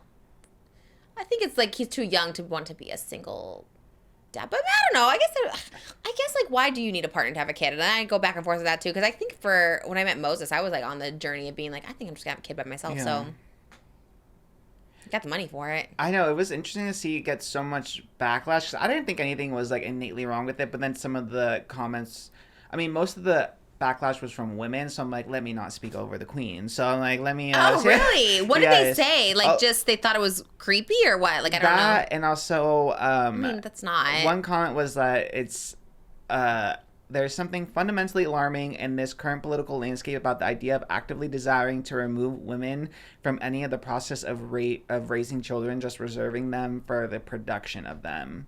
Oh, no, that's weird. I feel like surrogates are surrogates. That's like, they're worried about because a woman's not raising the baby? I guess just having a woman not only just giving the baby handshake and then kicking So out. a lot of surrogates want. I don't think that's a weird. I feel like that's weird. No, I feel like a lot of surrogates like it, enjoy it, want it. I would love to be a surrogate. I say that all the time. I wish I could have like babies for everybody if my body worked properly. Like I'd be having babies for literally everybody. I think it's the coolest thing in the whole world. Because raising the kids hard. That part's hard. But if I could have babies for literally everybody, I would. I would have babies for anybody who wanted it. If my body can handle it. This conversation is so subjective because she loves being pregnant. She enjoyed her pregnancy so much. And we know people that had traumatic pregnancies and traumatic births. You know what I mean? Yeah, but I so mean, they would be like, they would want to have a surrogate. You want to be a surrogate. Yeah, but I think some people are like saying like, oh, like, you know, I guess their argument is that a woman, like the mother should be raising the baby that they birth, but there's like two different things. There's like the parent and there's like the birth mom, and a lot of birth moms can like detach. I really think, I don't know if that's like, you know, like if role model wants a baby, I was like, could you carry it for me and just give me I would be, yeah, like here's a baby because I like love being pregnant. And I could detach myself from, especially it's not my egg. Usually surrogates don't use their own egg, so it's really detached from them. So it's really like, yes, you carry the baby, but I don't know. I think, I don't know. I never had a baby that like wasn't mine in my belly, but I would assume you could detach. I don't know. Even me, like kind of like a hot take. Like, I mean, I was kind of detached from my babies in my belly. I was never like the minute they were born. You know what I mean? Like I liked being pregnant. I don't know if I was like super attached at the womb. Some people are. I don't know if I was. Even when Malibu was born, it is very like surreal. So I think if it wasn't my egg on top of that, I could attach. Surrogates are surrogates for a reason. I think everyone needs to like chill. I get it though. I get it's a hot button issue. I get what people are saying, but there's people who choose to be surrogates and detach, and then there's people who can't, and that's fine. I don't know. Men should be allowed to have babies and daughters, and I don't think it's creepy. I don't think it's weird. I think it's weird when people think it's weird. Like, because people can choose the genders. Didn't Shane, they chose boys. You're right. I forgot about that. One's like, it's weird you chose two boys. You know, I mean, maybe people did. Who knows what people said. But I think it's okay to want, we have a gay couple that has daughters and stuff like that, and it's just like, you just choose, to, you know, I don't know. Or sometimes you don't choose. Sometimes you choose the best embryo. I don't know. People get too worried about other people's. Also, at the end of the day, it sounds like a joke anyway. So it sounds like he's not even trying to have a kid. And now here we are having full-length discussions. But you know what I will say about Jake is, like, he did handle it very, like, I watched the clip, and his reaction was like, okay. So he was, like, really trying to understand it rather than make a joke. Because, like, I think you're right. I think role model was kind of, like, making a joke. But Jake was trying to take it seriously. It's like, oh, okay, like a surrogate. Just in case. Yeah. He was like, let me play this cool. And so he did a good job on that. I don't know who role model is, but he seems unserious. You DM'd him to sing with you at your Greek show. Did I? What? What song did he sing? Because he put you, Sally, when the wine, whatever. Sally when the wine. Remember everyone's doing the Sally? Everyone, who's the Sally? Who's the Sally? Hillary Duff's the Sally. Yes. Charlie, okay. Okay. And he put your name as, what was it? His set list one day. Like he wrote like the Trisha Paytas store. Remember? Yes. And then after you saw that, he put your name. Oh, right. I was like, oh, he knows who I am. Yes. Love your role model. Yes. I can't have any more kids. Actually, I could have a kid. I guess I can carry a kid. I just can't get one up my tubes. I can't have sperm go up there. I carry a kid. Yeah, you still have a one. Yeah. But my uterus is very thin, so I don't know if that's going to happen. But I would do it. I would offer my uterus to you. If you want a daughter. Especially a daughter. I'd love to carry a girl. Damn, if that don't get him on this show, then what the hell will?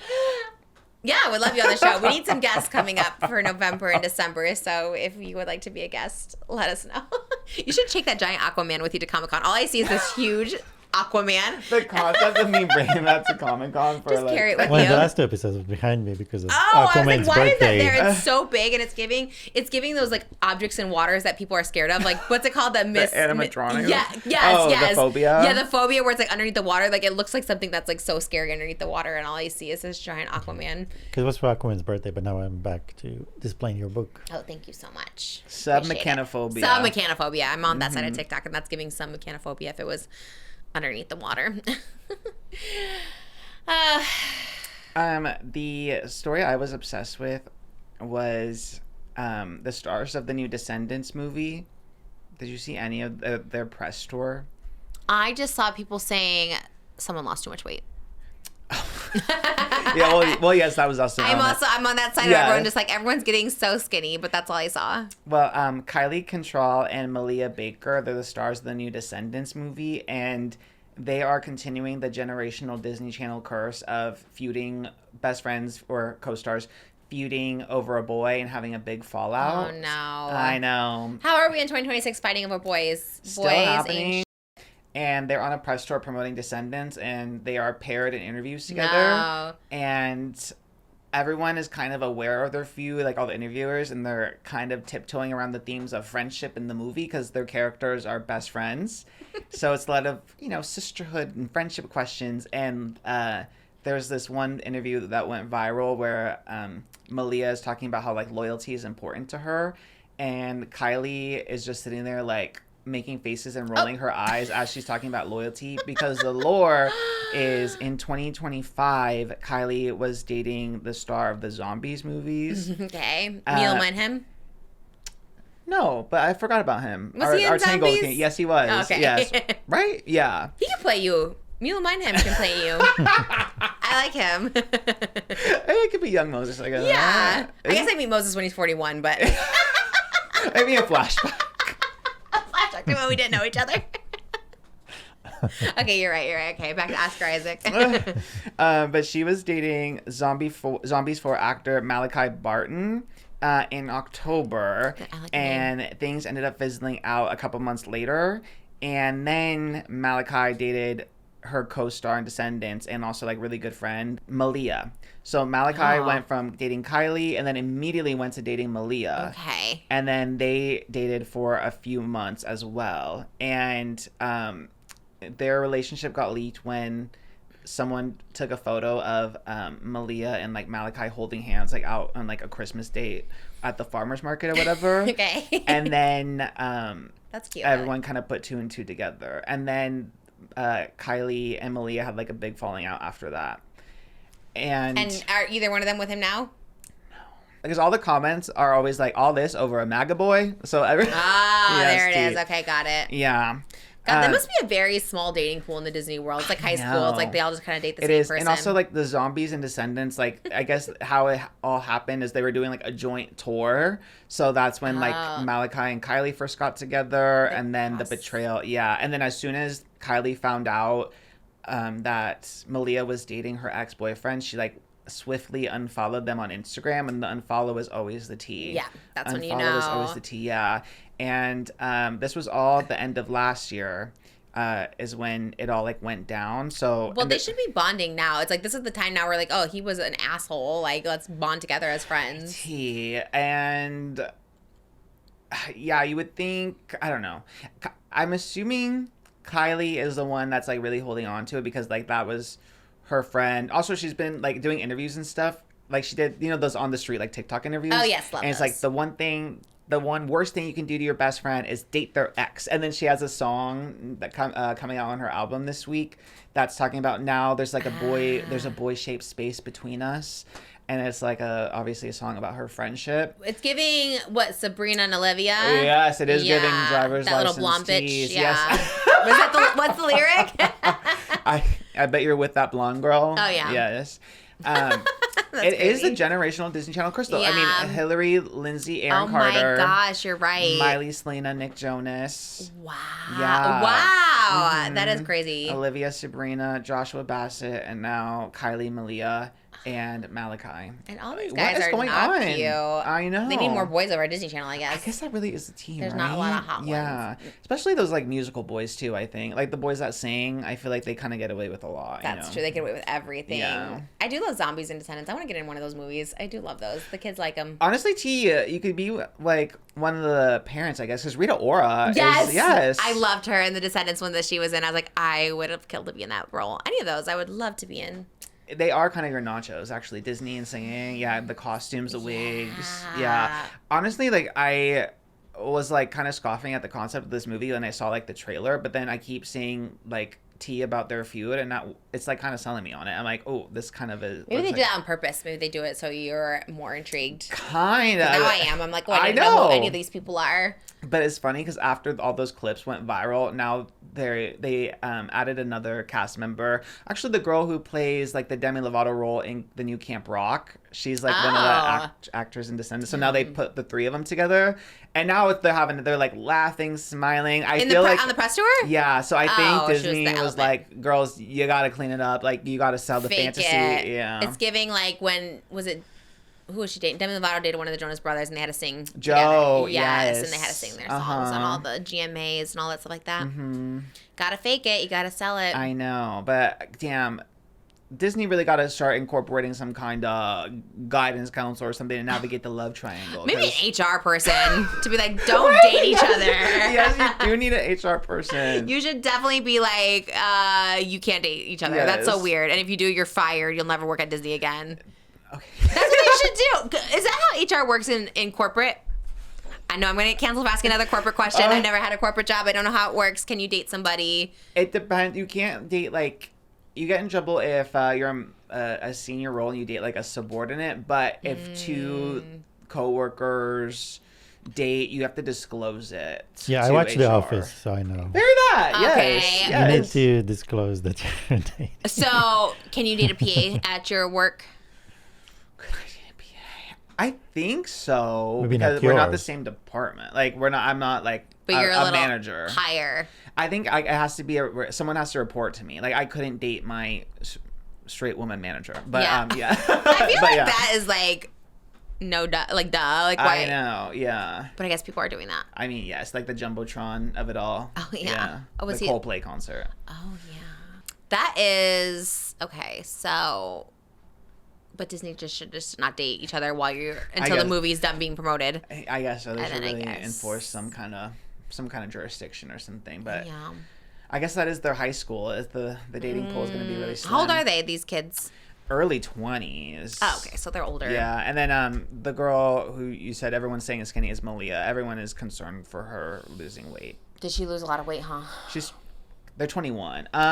Yeah, I mean she wasn't big obviously to begin with, but she definitely has lost like a noticeable amount of weight. Well, I think so- that's more jarring, right? Is like when someone is Exactly. skinny to begin with, Yeah. and then they lose weight, and you're just like, are you okay? Because you were already skinny. Yeah. Especially when you're like 21, everyone has like baby face, baby fat. You see it in Zendaya, who's like so thin, but like you look at her in her Disney Channel show, and she has like baby fat. Like her Yeah. face is just like cutesy, as opposed to when you get older, like angulars out. So it is a little, I suppose, concerning when people lose a lot of weight when you're already thin. Yeah. The body dysmorphia is real.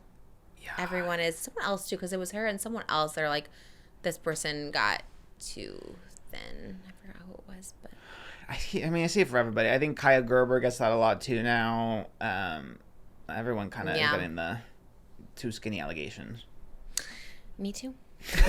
Hello, for real. Every day from Oscar, he's like, Yes, "You're I getting am so scared. skinny." I'm like, oh my god. I love that. You know, just crushing it over here on a GLP-1. And I do have to issue an apology because last episode, I believe it was, I said like who would be my time influencer of the year. I said Tarayummy. Little did I know she was in the middle of a hate campaign. Oh no, what was she? Wait, last week. What happened? So I don't she even know. ended up collabing with Oh, no. someone from Love Island. His Oh, name is no. Caleb. He was like the most followed male islander out of the villa.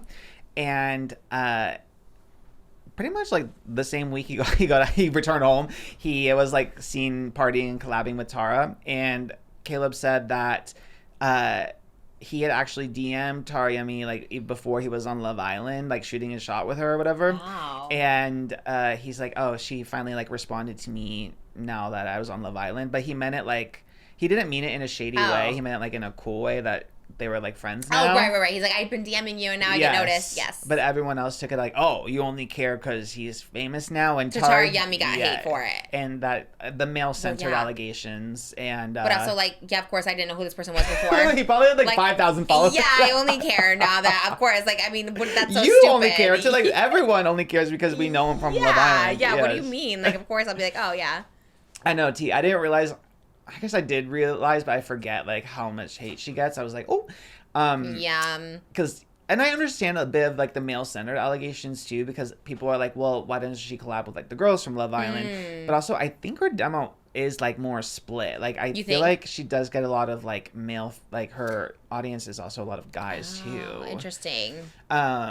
And she does have like girlfriends that she like are in her videos and stuff too. Yeah. So Yeah, when she was here, she said she has, like, private little dinners with, like, Pokimane and stuff like that. Yeah. So she seems to be girl. She always gives me girl vibes. She was on Holly Madison's podcast and stuff, so I feel like she gives girl vibes. But I guess the whole the internet loves to call pick me. People don't like a pick me girl, which I don't think. I don't know. I can see it. I can see it because she's like always around the boys, but. Yeah, I know. mean, my hot take, again, tomatoes at the ready, everybody, but I think it becomes like it goes around because I think you accuse her of being a pick-me because she, like, does content and collabs with guys, but then it's like you're kind of a pick-me for calling her a pick-me because, you know what I mean? Yeah, totally. Because I did see someone on TikTok, actually, and she did get a lot of, like, backlash for it because she was trying to be like, Tararyummy's, like, such a pick-me. But then she kind of, like, said, she's like, you know, she's probably having sex with all of them. Like, something so crazy. Oh my God. And everyone's like, wait, you just, like, slut-shamed her. Something like that. Maybe she didn't say it so verbatim, but it was definitely like, you know, she's just being all slutty with these people or something like something crazy. And everyone's like, girl, what? Like, you're not a girl's girl. Like, why are you saying that about her just because she's around these boys? Like, assuming she has sex with all of them. Like, it's so crazy. And it's kind of like her job as an influencer to collab with, like, the rising stars. Yeah. And I think it's, like, easier for her to collab with, like, a guy because then you kind of get the whole, like, Jake Weber of it all, too, of, like, ooh, are they, like, let's ship them, are they, aren't they? Like, it worked really well with her and Rob. And also, it's mutual. Like, the guys are also profiting and not getting any of the pushback that she is getting. Yeah, they probably love it, too. Yeah. You know who was a pick-me? Do you remember... This clip plays all the time on my TikTok. Like 2010 is... It's like 2010 Vanessa Hudgens, where they're at a photo call for High School Musical. I'm assuming it's 3. It is when she jumps in the air and then she's like, She jumps in the air and like lands fine on the heels. And then everyone's like giggling, laughing, it's over. And then she like falls, and then Zach and Corbin both like come to help her. And she's like, and she's like on the ground and laughing. And everyone's just like, you were fine, girl. Fine. Like, she gives a little pick-me. I mean, I like her, but she gives a little pick-me for sure. Yeah, T. I have seen that clip a lot too. I do agree with that one. Yeah. So I love watching. I should send you all the old compilations. When I see old clips, they just crack me up. There's so many that I laugh at. Now I can't even think of them, but that's what I watch at night before I go to bed, and I think that's why I have fun dreams, because I just like watch funny clips, just like old clips, and you're just like I do see the one, not that it's funny, but it's a little funny, of James Charles like falling in the mall, like his friends. Because also that's like something I would also do, but it's just so funny. Like every single time you're just like. What? It was the Sister Squad Christmas challenge, I think. Yeah, I know it very well. Oh my God, that's literally my idea for Patreon for us on Just Trish, was the Secret Santa Mall Challenge. Great. We'll be the Sister Squad at the Topanga Mall. I'm excited for that one. Yeah. That and the kangaroo yoga. Did you see that? I started a group chat in Instagram. I put you and Jimmy in the group chat. Moses, like, I showed him. I'm like, yeah, I can't add you in the group chat. Like, would not let me do it for some reason. But it's like Alexis Oakley. She did and she did it with another influencer. I forgot her name. I love her so much. Lauren Goodwin. They did, like, you remember goat yoga was the thing back in the day? I know you did that. I did goat yoga, and I did it in my apartment, and it was like so scary. They have kangaroo yoga because goats are a little demonic, but they have baby kangaroo yoga here in LA. Wow. Yeah. Mm-hmm. And they were like, the kangaroos jump on your back. I want to do that. Anyways, that's part of our Patreon. And the babies? They're baby. Yeah, of course. You're not gonna have a 500 kangaroo on your back.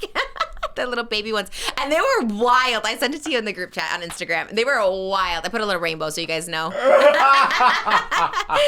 it's so cute. I was like, we're doing this for Patreon. That and the marathon. Jimmy, I'm sending you the link too. The marathon, the baby kangaroos, the Secret Santa, the La Brea Tar Pits, and the Universal. Work. Our Patreon's going to be lit this I do fear winter. the La Brea Tar Pits is like closing soon, but yes. For good? I'm pretty sure. No, Hold we on. have to go. Maybe they can give us some of the stuff. You know, like a closing sale? No, like the animal stuck in the tar. Oh, it's already closed for 2 years until 2028 for the Olympics is when it's reopening. What are they doing? The animals are stuck in the tar. What are they going to do? What are they redoing? That's so weird. Are you kidding? Wait, why did you tell me this? I would have made this so urgent. I've been so excited about this. A $240 million project. What? Okay, Yes. we can probably put that towards something else. Like anything else, probably. I know, the homeless in LA? Like, we don't need tar that bad. That's so real. You're so right. They're literally busting unhoused people away, and it's just like, we should actually give them a house. Okay, that's a little problematic, LA. We might have to look into that. I don't know. I mean, I love that it's going to the La Brea Tar Pits, but 240 million is a little excessive. Maybe a million. Yeah, I think it was fine the way it was. Yeah, I'm so sad. So we'll never get that, because that was so childhood for me, was going to La Brea Tar I Pits. guess 2028. Look, mark that down. All right, well, guys, take that off the Patreon list. But we'll what's it called? We'll interchange it with the kangaroo. Oh, period. Okay. Yoga. Love that. It's gonna be lit. Is it ethical? I'm assuming, right? Yeah. I mean, they're just helping around. What is it? You know what I mean? They're probably getting treats for it, so they're probably happy, I would assume. I think it looks so much fun. I was like, oh my God, this looks so great. I'm down. I've never seen a kangaroo in person, I don't think. Not even at the zoo. I know. I'm like, are they just in LA like that? I know they box. I know like kangaroos can fight, so. You gonna fight one? No, I would never. But I guess Who are if they they're boxing? small. Like in the wild in Australia, like when they're aggressive, they just like start punching. They start swinging. I'm being I like so that. serious. I like that. Okay. At least they can defend themselves. I'm excited for that. Maybe they were in Australia, actually. No, but I think it was LA. But I've never seen a kangaroo here. You're so right. Yeah, about that. I really never have. That's so weird. I have to ask them. Oh yeah, the first thing that comes up is kangaroo yoga at Los Angeles. Really? Where is Yeah. it? Oh, it's in Agua Dulce. Where's Agua Dulce? Towards like Santa Clarita. This very specific news, but my brother used to live there actually. Really? Yeah. I love Santa Clarita. It's like 45 minutes away. It's really not bad. Yeah. That's where Magic Mountain is. Yes. Okay. Oh, they have a lot of animals. They have emus and foxes as well. So I guess we can. That's a variety. Emu, foxes, and. Okay, a porcupine. There's a porcupine named Quilly Eilish. Need to meet that queen. Oh my gosh. Okay. Need to meet that queen. I'll look them up for real. That'd be really fun to go there. There's an emu named Shimu. That's fierce. That's so good. Oh god, their puns are good. They need to come up with more titles. That's really good. Their kangaroo is named Belaroo. Wow. Love that. Oh my god, I love it. We need to go. It's gonna be so fun. Oh yeah, they got everything. Get the kids. They got sugar gliders. They got wolves, bunnies. Wow. Sugar gliders. That's cute. Oh my god, that's gonna be cute. We have to go when it's not so hot. We left the house yesterday and I was like melting. Yeah, we gotta wait a little bit, but why is it so dang hot? Like we don't need this. Because my dad's making AI photos of him and messy. Your dad and my What can I dad do? bringing the heat wave. Oh my god, you're right. Damn. You think he's gonna be AIing it up while he's at your house this weekend? I'm sure. I'll come back. His Instagram will be like nuts. Wait, that's really cute. How do I meet your parents? I need to meet them somehow. Just go over, I guess. Go pay them a visit. And see Okay. a wellness check on my fish. Be like, how's The it over here? housewarming party. will be- Yeah, housewarming. That's really cute. I kind of love this now about your parents. I didn't know your dad was 80. I think that's so cute. I love that. My sister has an older dad. Her dad's older than my dad too. I want to say he might be 80, maybe 75. I can't remember, but she has an older dad as well. You guys are the same age, right? Yeah, I think her dad was. Yeah. I think her dad was like 42 or 43 when he had her. That might sound right then. You're 34. She might be 33, but she's gonna be 34 soon. Interesting. We like that. I like dads that are just present in a child's life, and sometimes you need to be older to have that happen. You know what I mean? Yeah. Shout out to the dads for the most part. For the most part. Yeah. Yeah. I believe. A month after Father's Day, but work. Sure. What the hell, sure? What the hell, sure. I know. Father's Day, though. What about it?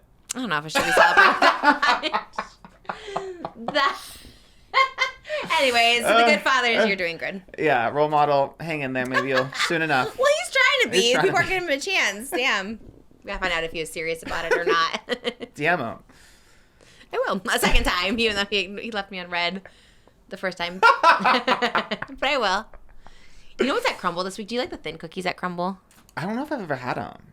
The thin ones at CRUMBL? I feel like I've only had their thick ass like cakes and all that stuff. Thin ones. I had the chocolate chip came back yesterday because they used to have chocolate chip every week as a thin cookie. And it only used to be on Thursdays. Now it's the entire week. I've also haven't heard anything about CRUMBL in the longest time. Yeah, they're kind of not good, and also they're like 5,000 calories for what? But the thin cookies are so good. They're like thin and chewy, and they have an M&M one this week, and it's a thin M&M because usually they have like crazy bad flavors as the thin ones, but it's a thin M&M cookie, and you get them in one cookie is two. You get two thin cookies for the price of one. And it is so good. But yeah, no one's really talking about it. The last week they had a little beach bucket, a strawberry shortcake beach bucket. I think I saw that on TikTok. It looked kind of cool, but I passed on that one. Yeah, when we had our CRUMBL era, we didn't really like the cakey ones usually, right? Yeah. Although not sponsored, Domino's has a new lava cake out today. I have heard about s'mores those, one. yeah. That one looked really good. I almost got it, but it wasn't open yet. And then Popeyes had cheese curds. I'm very on snackolators. And I just have a little bit before anyone comes clocks me for the Jabone. You can even check in there. You know what? Let me show you right now because I feel like people are like, she ate the whole thing. I didn't. I can have Who said that? five. Everybody on TikTok It's like, you know, when she put it down, she ate the whole slice. Because yesterday I went to Costco and I literally had like 2 bites of their chicken fingers, which was trash, by the way. They were like, they're bad. It's like chubby, floppy, flimsy. It's not crispy. I know. We like the crispy little ones. I thought of you. And I literally had 2 bites. I'm like, I'm going to throw these out. And they're like, no, she's not. Yes, I did. And then same thing with the pizza. I had the pizza and I was good after 3 bites. I literally was like, I don't want to get sick off this. I'm going to have 3 bites and I can stop myself, and I was great. And same thing with the cheese curds. I did stop myself after I said I was going to stop myself because it was the right amount. It was the good amount. I didn't want to get, again, cheese and fried. You don't want to get too sick. And I feel great and I have the right amount. And not to be, we are sponsored by Ro today, but not to be that person. But it really does kind of just, you just know. You just kind of stop. Your stomach kind of starts feeling a little bit of the grease and you're like, I'm good at like 3. When I could have like taken down that whole thing. So it does work. You can still have stuff in moderation, just like those little thin cookies. I do have like a little half of those cookies, and they are so good. Things with those lava cakes. I'm going to try those too. Misconception about GLP-1. Sorry to not make this an ad row ad again, but people are like, what were we talking about on here? I think we were talking about it where people are like, you just don't want food anymore. Like, food doesn't taste good. Yeah, and it's the people would say that are the ones that shouldn't be on it. Right. They're like teeny. That's what I'm saying too. Yes. Everyone who's like, I'm sick for days and I'm in bed for the first day after. It's like, no shade, but like it's like Whitney Levitt who's like, well, yes, you're teeny. Yeah, it's like maybe not men. It's meant for us fatties. Let us have one thing, and I feel so great on it. And food tastes amazing, and I love like thinking about a delicious meal. But once I have it, I have a couple bites and that's it. But I'm so excited, satisfied. I remember I said I didn't want to be on a GLP-1 because like Trisha would have said she didn't want to be on it. And the only reason I didn't want to be on it is, am I going to lose my happiness because I love eating? And it's like, no, I get more of the food I like because I had this little treat, but now I can have another little treat later. And you just have it in moderation, and it's great, and it's amazing. So, anyways, sponsored by Bro actually gave me this cup. Oh, love when I was on the little set for the GLP-1s. My ads are playing now. You guys, I did this whole day of Bro ads, like 4 or 5 different commercials, and they kind of pop up, and Jimmy sent one of me as like a fortune teller. He's like, I didn't even know you did this. And I was like, I know, I love that it kind of just like pops up randomly, and it almost looks a little AI, but it really was me. Yeah, I always get that It's just really high quality. Yeah, high quality, yeah. I forget because whenever I did mine, they like, I don't know, they asked if they could use it or whatever. I'm like, yeah, sure. And then they randomly just started posting it as a reel. Like, I didn't even know what was happening. All of a sudden, I got all these notifications. And I was like, okay, work. It's a reel. And everyone thinks it's AI. I'm like, no, it's me. That is so funny. Why did they think that? Because mine too. I don't know. I guess maybe because they add some like graphics and stuff, so it looks like, I don't know, just the really TikTok. Yeah, the random TikTok. Well, we are Ro girlies through and through it. I'm proud of it, and I love it, and it works. Yeah, it works for the people. Well, it works for everyone, but it's meant for people who need it, who actually have food struggles, food noise, and fat people who want to lose weight and just have better overall healthcare. Anyways, not to make it another ad row, but Ro ad. Why do I keep getting those? Am I dyslexic?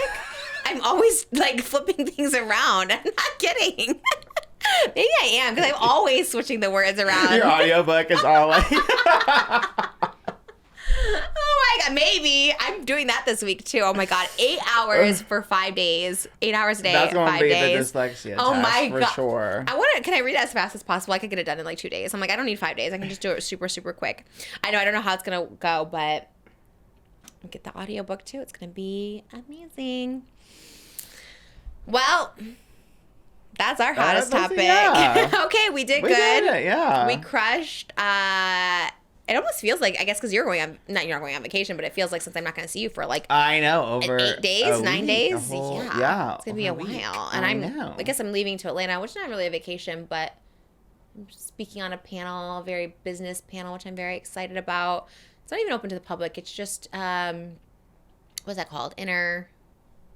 Industry? Yeah, it's like an industry. I'm very excited. I'm going to be a expert speaker, and I have a little pinstripe suit in there that I'm going to wear tomorrow.